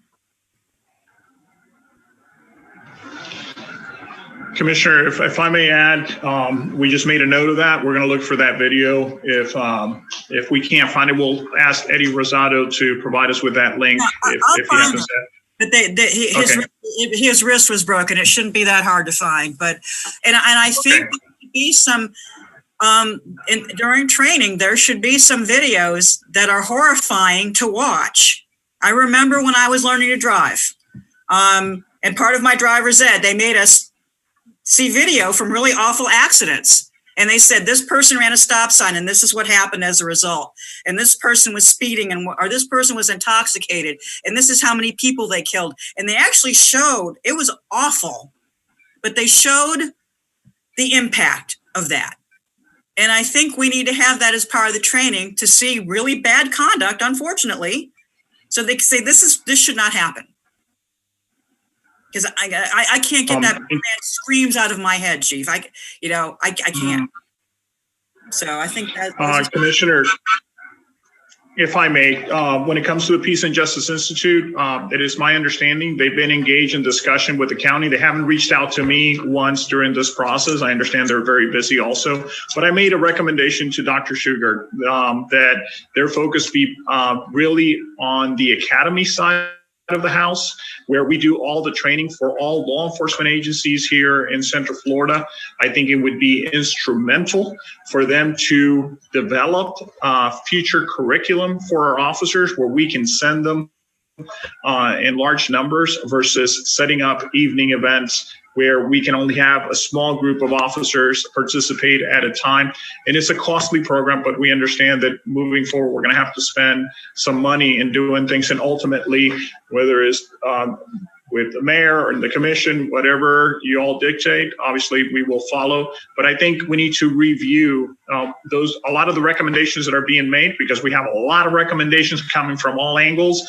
We need to figure out how we can vet those to better capitalize on this opportunity where a lot of great ideas are being shared so that we can then pick what is best suited for the city of Orlando moving forward. So, but open to any recommendations that anyone may have, obviously, moving forward. And Commissioner, I've had about, I would say, 30 Zoom calls with various groups and institutions, or just protesters for that matter, usually 10 to 15 people. But I did have a dialogue with Valencia, the board of directors for the Peace and Justice Institute last week, and they have submitted some proposals, but it's bigger than just police department related policies. It's more of a equity in the community and the whole racism card within housing and jobs and opportunities. So we're digesting that. And like the chief said, there are a lot of different groups that have a lot of different ideas, and we've got to figure out how to coalesce as a commission behind exactly what we want to do. And we don't have to do it this week. This isn't something that we're going to cure, by the end of July. This is something that we're going to be working on through the course of the next several years, I think. Oh, and absolutely, Mayor, and I appreciate the educational aspect of it too. And something else that I think is going to be important in an educational aspect is it broke my heart that some of the young people that I know and I've seen grow up, my Boone kids, some of them got gassed during the protests, but they said, well, we were doing a sit-in. And I'm like, you don't get to do a sit-in after curfew. They didn't understand that their First Amendment right ends at curfew, So I think there has to be some level of training as well. I mean, I remember when I was a young activist, we actually used to go to training to teach us how to de-escalate our conduct with the police so that we didn't get hurt. And honest to God, I mean, I've been doing activism my whole life, and we actually used to have de-escalation training, and they actually used to say, if you're going to get arrested at this nuclear protest, or if you're going to get arrested at this abortion protest, or if you're going to get arrested at this ACT UP silence equals death protest, you need to put your hands behind your back.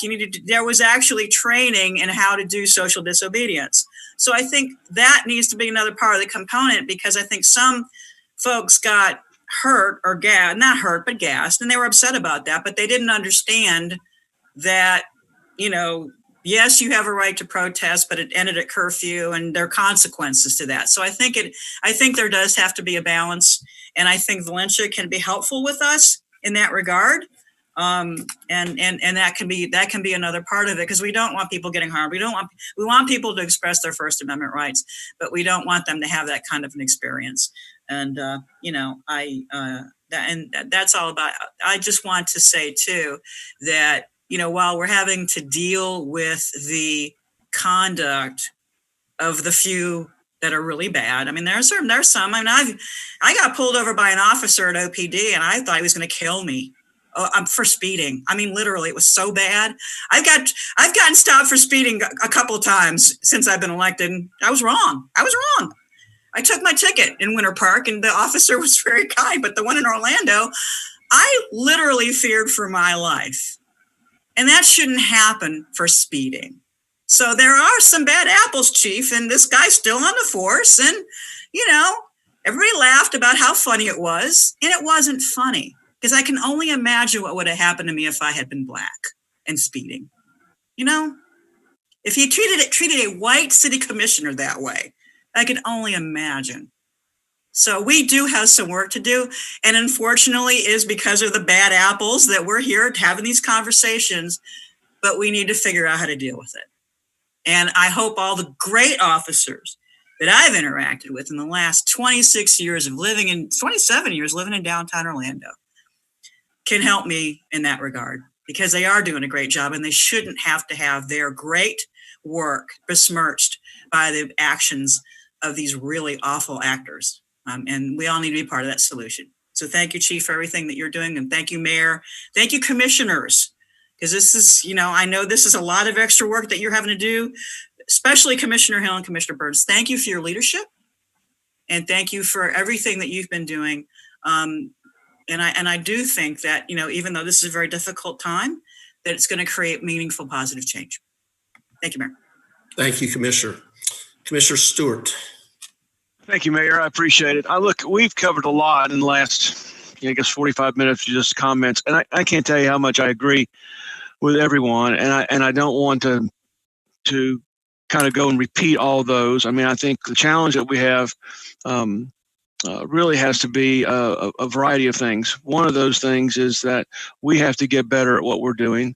I think all of us agree with that, and we would all agree with that every day. We got to get better. The second thing I would recommend is that we got to communicate better, which I don't know that we're doing a great job communicating, both the positive and negative in terms of the positive, the great things we're doing, and the negative. I got an email this past, I guess 3 or 4 days ago, talking about the fact that in a domestic violence case, we should send out a social worker to that environment. And it led me to remember that Chief, we have a process for when a police officer shows up, and then what happens after that process, and then how we make sure that those people are cared for, they're handled, that they're safe. We have an entire process around that really is not identified into the community, that requires that we secure the situation and that we move toward safety for everybody involved and working with other agencies to accomplish that task. And so I think people don't quite understand that kind of stuff is going on like all the time. Chief, I want to cover a couple of things, and thanks to Commissioner Burns and Hill and Sheehan, because we're kind of moving down this path, and I think it's a good path to move down. The biggest challenge of trying to determine racial bias is some kind of measuring tool to accomplish that task.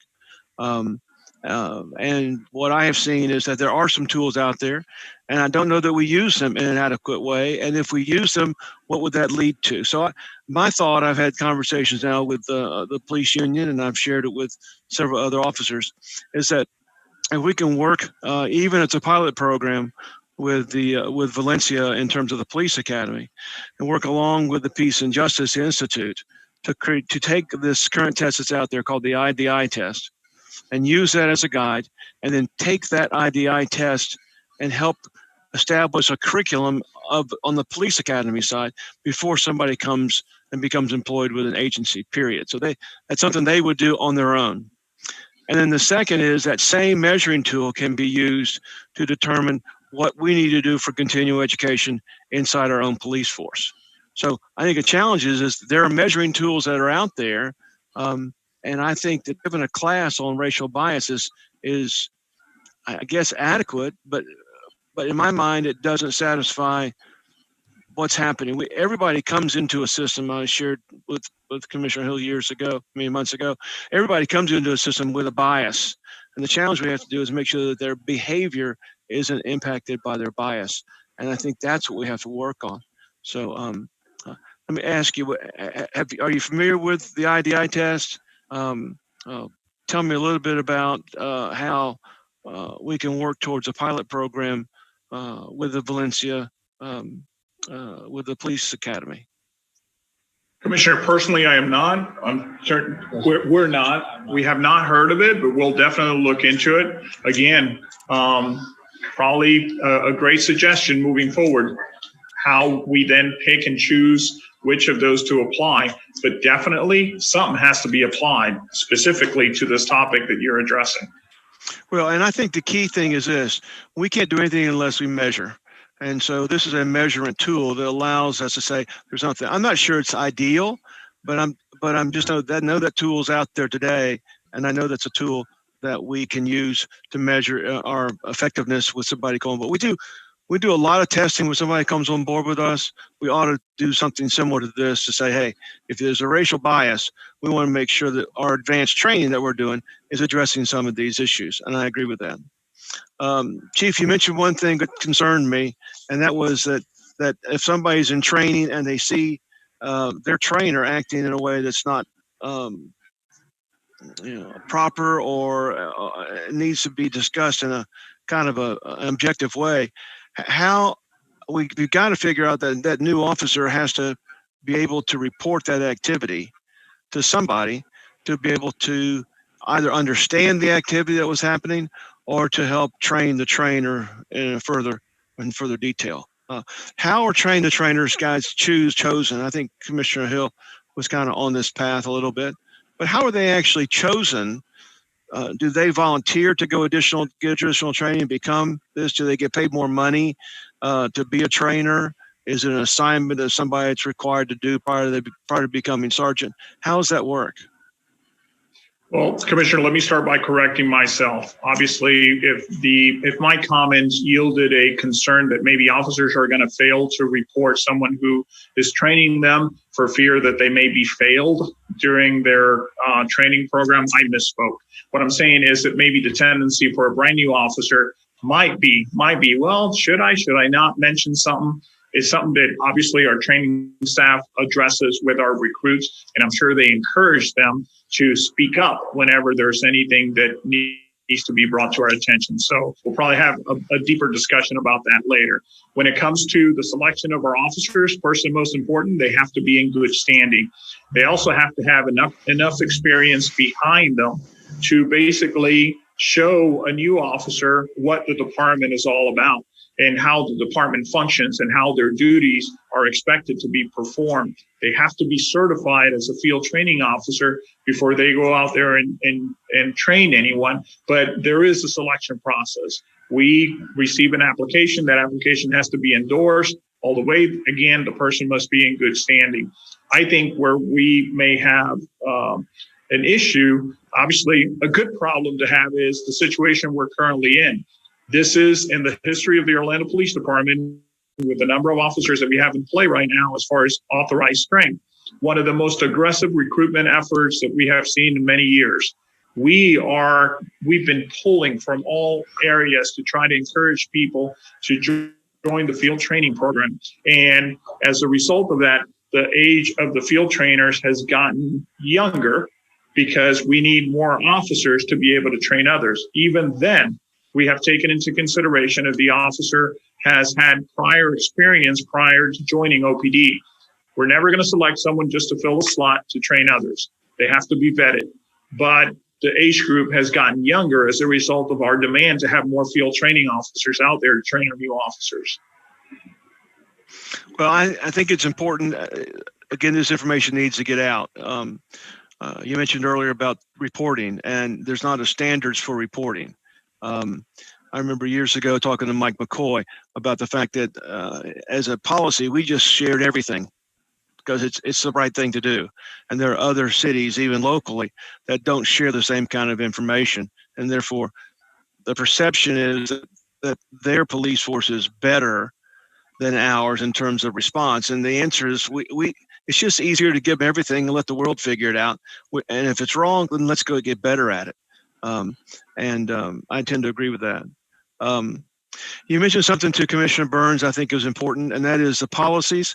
I guess I think I understand that the policies should come to somewhere where they get approved. How are policies changed and approved in this process? Does it go to you? Does it go to the mayor? Should it come to the city council as a matter of policy? Tell me how that happens.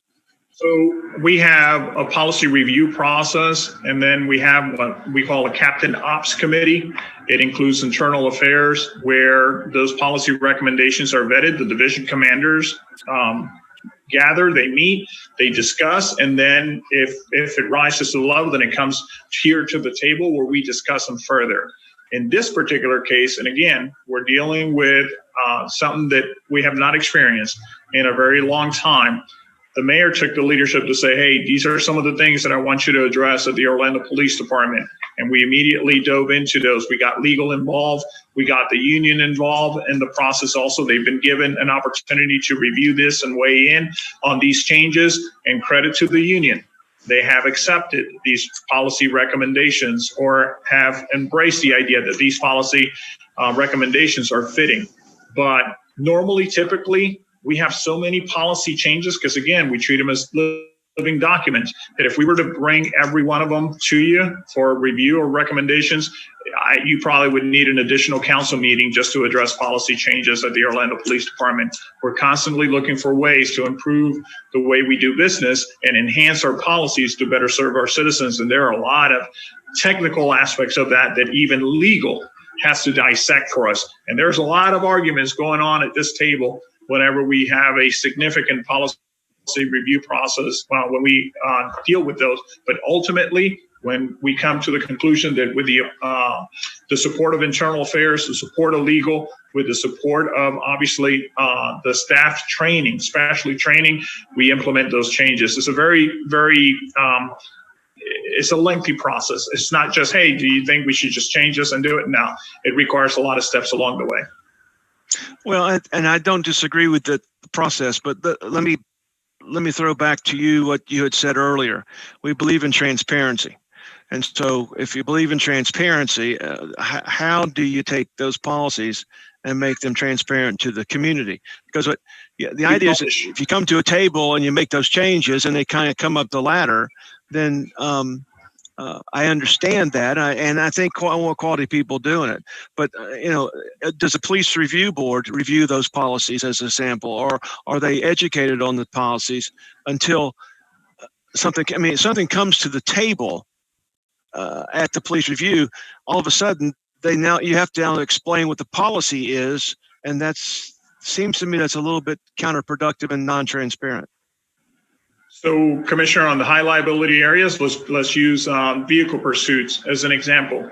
When that policy was put in place, we solicited the community's input in order to come up with that ideal policy that we believe many agencies implemented as a result of the work that was done here in the city with the Orlando Police Department and those involved, community members who helped us draft our vehicle pursuit policy.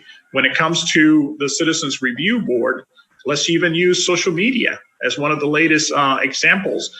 When we had our incident involving questionable comments that were being put on social media, unacceptable comments on social media by some of our members, our Citizens Review Board actually made the recommendation for the changes that we implemented in our policy. So I think maybe what you're trying to ask is, how do we get ahead of a complaint to address policy change?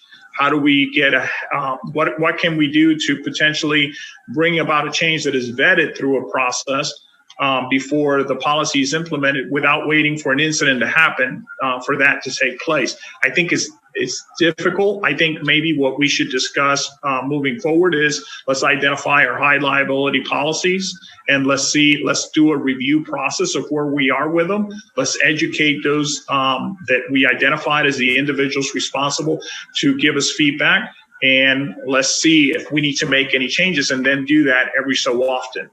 Meaning, if it's whatever it is agreed upon that we should do, whether should it be every 6 months, every year, every 2 years, whatever the case may be, I think that might be a better way to address potential policy changes and recommendations for change.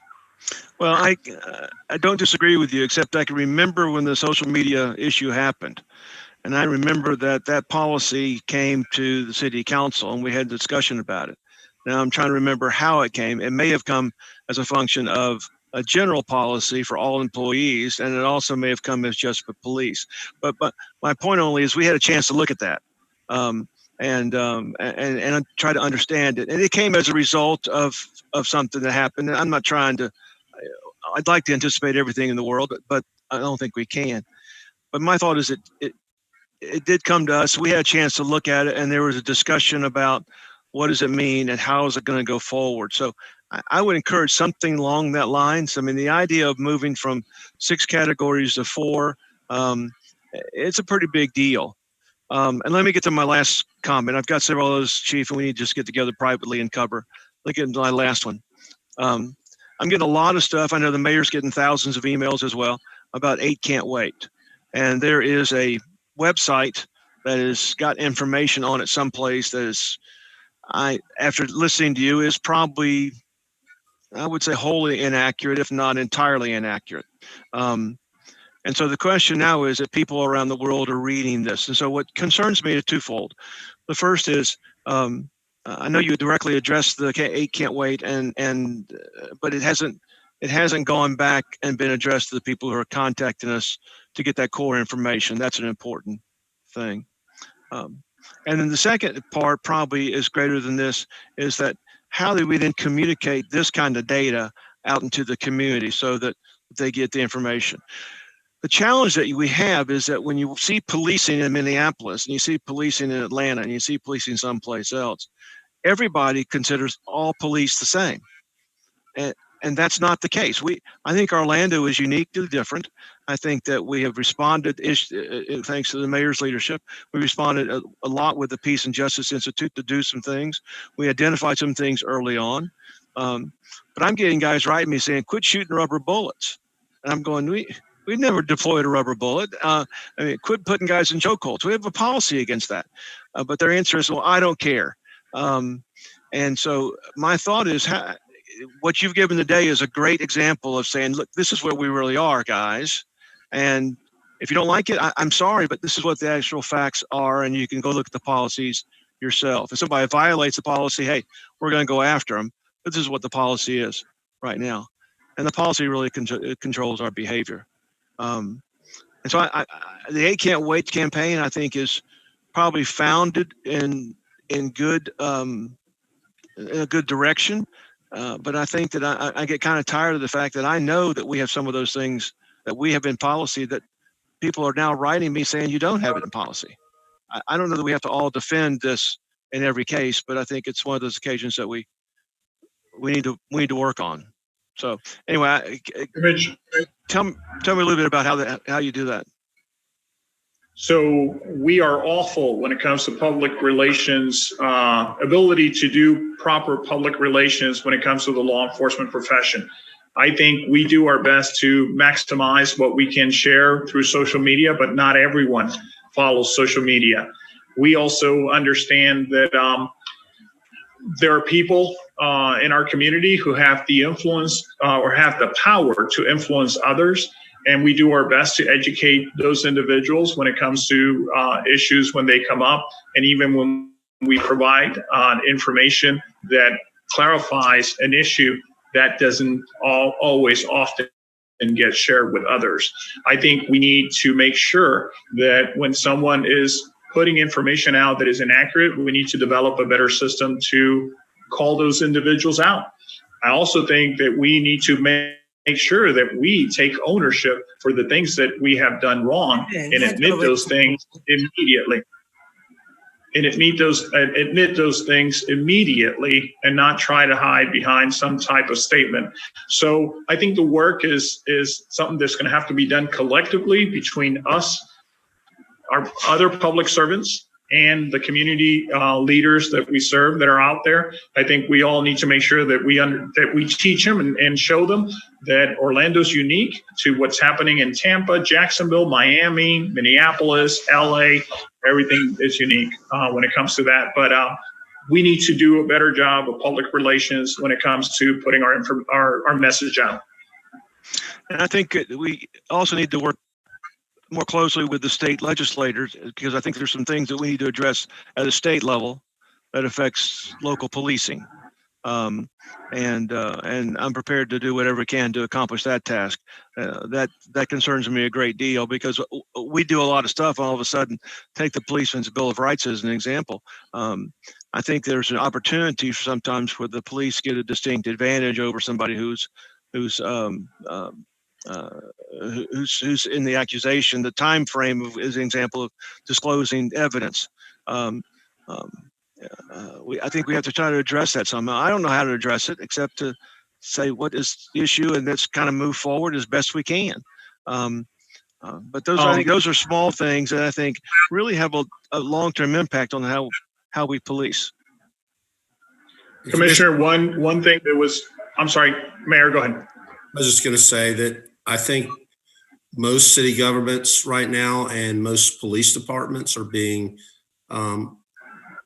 responsive communication versus a lot of proactive communication. I mean, us responding to the 8 Can't Wait is a really good example of that, right? We would not have come out without that and said, we don't do these 8 things, but we're responding in part of the reason I asked them to look at some of the policies is I sat down with Orlando and went through the 8 items when that first came out.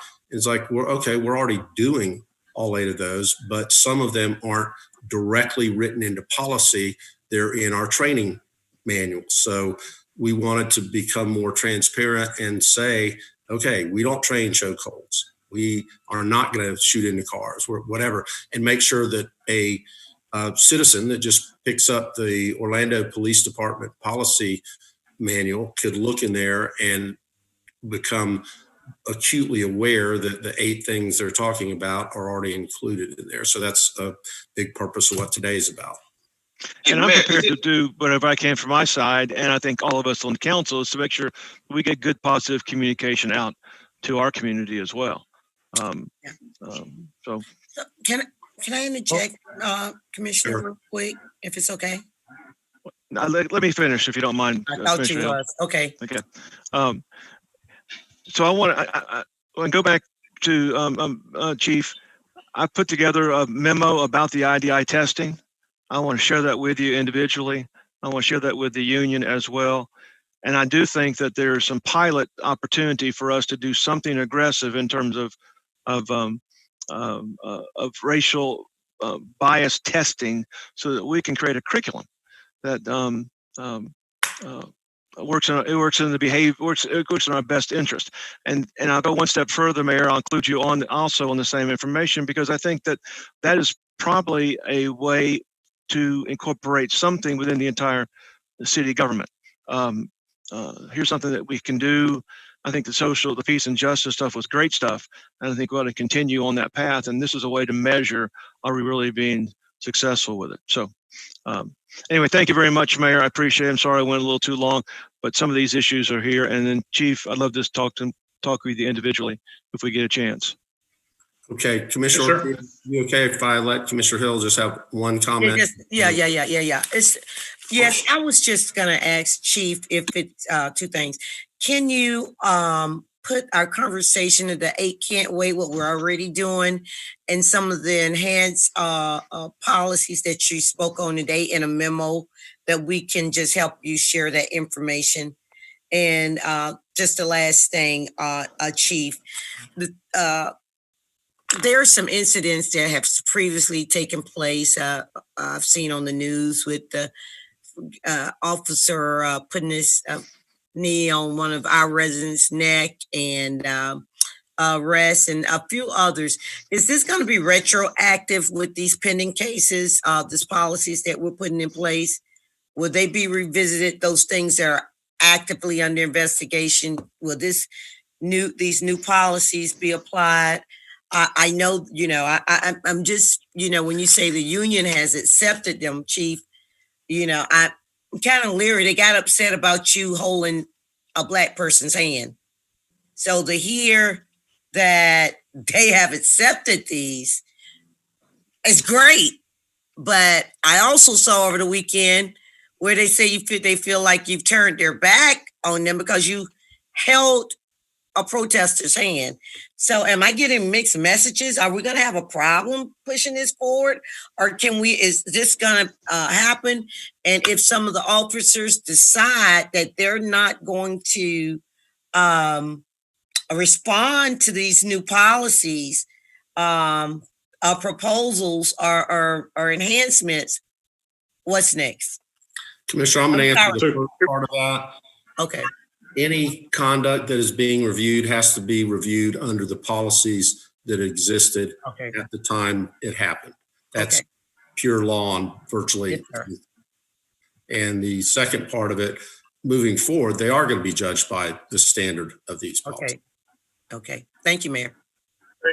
Thank you, Mayor. And also, when it comes to the union, part of the process requires that they have some time to at least review the recommendations. Doesn't necessarily mean that it's going to prevent something from happening, but it's part of the process that requires that, for arbitration purposes, hey, did they have an opportunity to review them?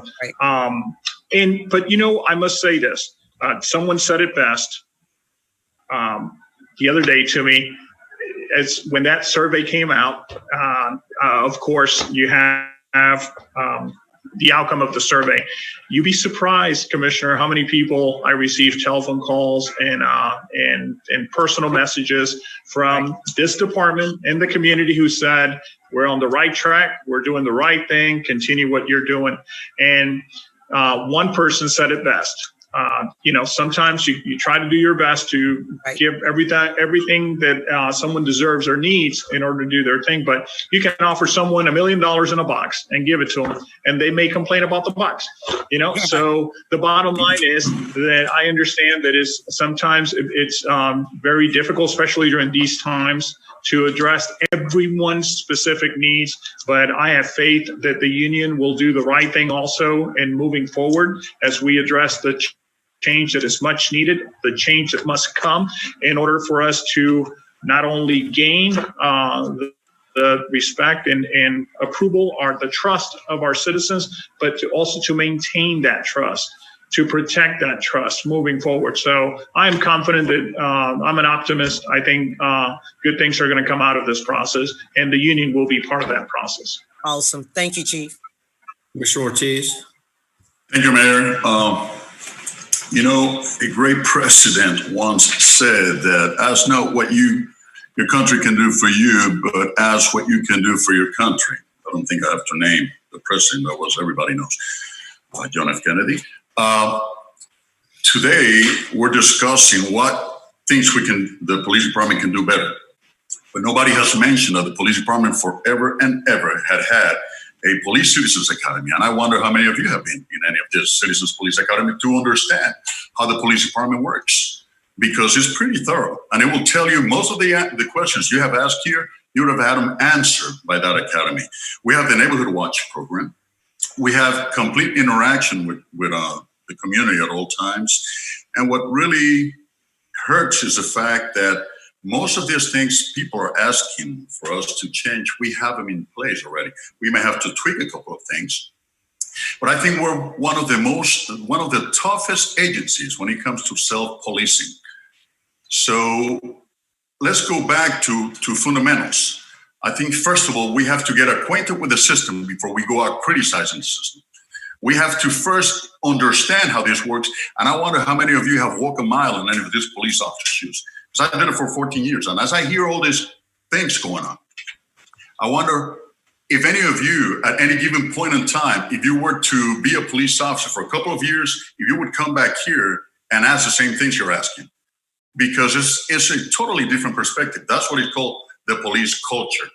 So what I would ask of each and every one of you is to enroll yourself in the Citizens Police Academy so you understand better. And then we can come back and ask of the police department, do it right along with a police officer, okay? Because I was out there, and when the chief said that he asked this academic about recruitment, and the answer he gave him, I have seen that. Teaching kids, I asked the kids, raise your hand, how many of you want to be police officer? And we had Black, we have Hispanics, we have Anglos, we have Asians, and you know what? Latinos, okay, and Blacks were the ones who least wanted to be police officers because of there's things happening out there that have been misrepresented. So we need to cure that. But in having said that, there's other tools that we have at hand. We have the Central Florida Police, Service Police, another police academy, Central Florida, Criminal Justice is academy anyhow, where we teach our kids, where we can enroll kids when they're in high school into this dual enrollment program, or they can take credits for later on for them to get their associate degree and also get their academy, both done at once. And we have been trying to recruit from every culture, okay, from Latinos, from Blacks, from Asians, and there's a movement out there to recruit everybody, as the police chief very well said it. But there's circumstances around the nation that are not helping. And it's not, and I'm so proud of the Central Florida region because we speak to each other. We speak to each other. What really amazed me is that we're discussing these things today when we have things in place forever and ever, and we have never cared to visit those. All of a sudden, this big nation crisis around the nation happens, and all of a sudden, the police department is a target. Well, let's go back and see for how long the police department, the mayor, and and the city have implemented programs to help our community, to have that interaction with the community. And how many people attend to those meetings? How many people attend to these neighborhood watch meetings? How many people come to the Citizens Police Academy? So let's talk about that. Let's go ahead and make sure that we go out there as commissioners and we talk to our communities and we tell them we want our academies to be represented. So we can teach them, because these tools have been in place forever and ever. And it's not good. It's demoralizing for a lot of the officers, as Commissioner Hill said earlier, that these are our brothers, our sisters, our parents out there representing us in the police department. They are feeling demoralized right now because it seems like because a 2%, 1%, whatever the case may be, everybody else is being judged. And I understand that there may be some things that we may have to tweak. For example, I would give you, Chief, this particular rule where you guys are banning the no-knock. I would make it very restrictive, but I would not ban it, because that could be dangerous for police officers as citizens. Because if a house is full of weapons and they hear the police knocking at the doors, people inside the house start shooting out. There goes the element of surprise, and there goes the problem. There's certain circumstances that need no-knock warrants. Now, we can make it really restrictive, but ban it totally, I don't think that's the right choice. I think there's certain circumstances that merit us having those kind of no-knock warrants. Just like that, we need to go ahead and get head of department, the SWAT team, the drug unit, and see, because I was a drug enforcement officer.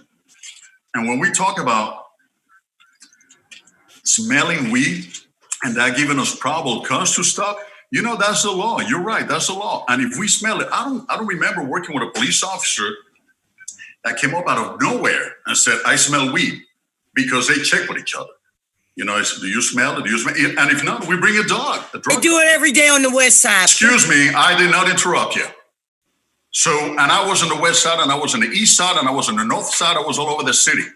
And we have very diligent, we have very ethical police officers. And I'm not going to stand here and listen to all this mumbo jumbo against police officers when police officers around here are of the highest quality. We may have never been black in the black community when you don't know our pain, Tony. You're out of. Excuse me, Commissioner. I'm speaking. I did not interrupt you. Out of order, Tony Ortiz. Commissioner, I did not interrupt you. I am not going to stand here and listen to all this attacks when we definitely may have to do some tweaking, because these are human beings, so we have to continually assess. But just to give you some other information about the FTO training. These officers take a 40-hour class. They have an FTO coordinator. They have an FTO sergeant. They do evaluations of those police officers that are in training on a daily basis. And when they're done, that police officer who's in training goes back and he evaluates his trainer. So he has a chance to speak to either the sergeant or the FTO to see if there was anything. When I was an FTO, I had an issue with one of my trainers, and I brought it up. So for somebody to feel intimidated, I don't see why, because there's a process out there, and you can do it quietly. They have lieutenants. There's a checks and balance system that goes all the way to the Criminal Justice Commission. So we need to get acquainted with the system before we go out criticizing. That's all I'm asking. Get acquainted with the system, and then come back and suggest whatever it is that we need to suggest. And that's all I have, made. Thank you. Okay. Fair, I have to speak. And Commissioner, and me and you get Commissioner Hill, let me talk just for a second. Yeah. I think what's great about this particular commission is we have 6 strong commissioners that come from mostly totally different points of view. Certainly Commissioner Sheehan comes from a different point of view than what I could possibly have in her life experience. You come from a different point of view than I do. You mentioned before that I don't pretend to know how a Black parent feels in sending their Black child out to drive for the first time. Bakari comes from a different point of view, dealing with the homeless population. Commissioner Stewart also has grown up like I did, white in Orlando, and has that perspective. Commissioner Ortiz has been a police officer and moved here and is a Latino representing that community. And Commissioner Gray comes from a different perspective than all the rest of us, I think. So that's what makes this council, I think, strong and work together, that we can appreciate and respect the others' points of view. So I've agreed with the vast majority of what's been said today, but not 100%. But I respect everything that has been said by the individuals and your individual points of view. Thank you, Mayor. And Tony, me and Tony are great friends. But Tony, I would beg to differ. It sounds like you're just beating up on the residents who many social injustices.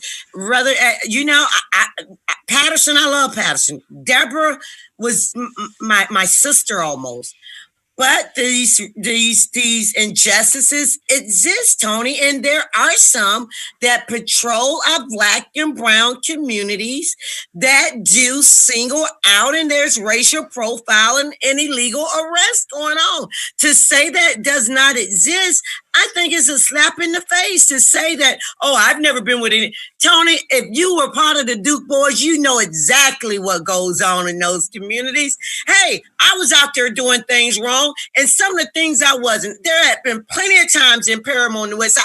Not saying it exists now. It was all before Mayor Dyer's time too. But there was a time where you were being, most of those arrests I got was just being Black in Paramore, being Black on the West Side. People getting dope playing on them, people being arrested. Wow. People getting people. Wow. Yeah, I said it, Tony. Wow. You know it existed. Wow. And now that culture has changed. Wow. That culture has changed. I was right there. I lived it. I've been put in the chokehold. Wow. I've been battered. You can say wow all day. And I'm glad that I sit on this council with another perspective. I know what goes on the West Side. Things are going well. That's because we got great leaders and that we are doing community policing and that our officers are going over there and making efforts to engage the community, and the community are working. District 5 has some of the strongest neighborhood watch programs under my leadership ever. I work intimately with OPD. I'm not anti-police. I'm anti-bad behavior, and that goes for even the streets. Okay, I am just as hard on those that are committing Black on Black crime. But we cannot neglect to say, oh, everything is great around the country. Everything is great within OPD. No, that's why we're putting certain policies. This is not an attack on the police. This is an attack on racism. This is an attack on injustice. No matter if you're a Black officer, a white officer, or whomever, if anyone's out there doing this, is saying times have changed. We need new policies, and every great organization review their policy. Every great leader review who's working. That's why you get a performance review every year. So we're just doing a performance review. We're doing a policy review to try to say, oh, all those folks over there don't want their children. My children love police over in District 5 because I always have my liaisons out there working in the community. So, but you got to understand, if a Black child say they don't want to be an officer, if the only thing they see is officers, no matter what their color, coming in and arresting their mamas and their daddies and their sisters and their brothers, of course they're going to have, and that's why this community policing and these changes with humanizing officers. It's our responsibility to humanize these officers, and then it's the officers' responsibility when they go into these blighted communities that they humanize the people that have been treated inhumanely. We got to do this, and that's why I love this council. Oftentimes we disagree to agree. We don't have that all the time, but this is a very sensitive topic throughout the nation. So we're going to have some angst and some strong disagreements. But I know this council, my 6 years here, we've always did what was right for the people. What was right for our staff, what was right, just right, regardless. So I'm hopeful, just like Mayor said, I'm faithful, but I would not be Regina Hill if I didn't call out some of these things. I'm not saying I'm anti.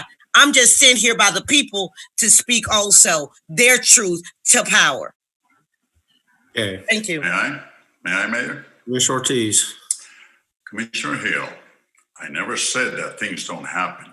I did say that in the years that I was there, I did not experience that. And I feel awful for the officers that are listening to all this because they must be feeling pretty down because they don't see anybody lifting them up.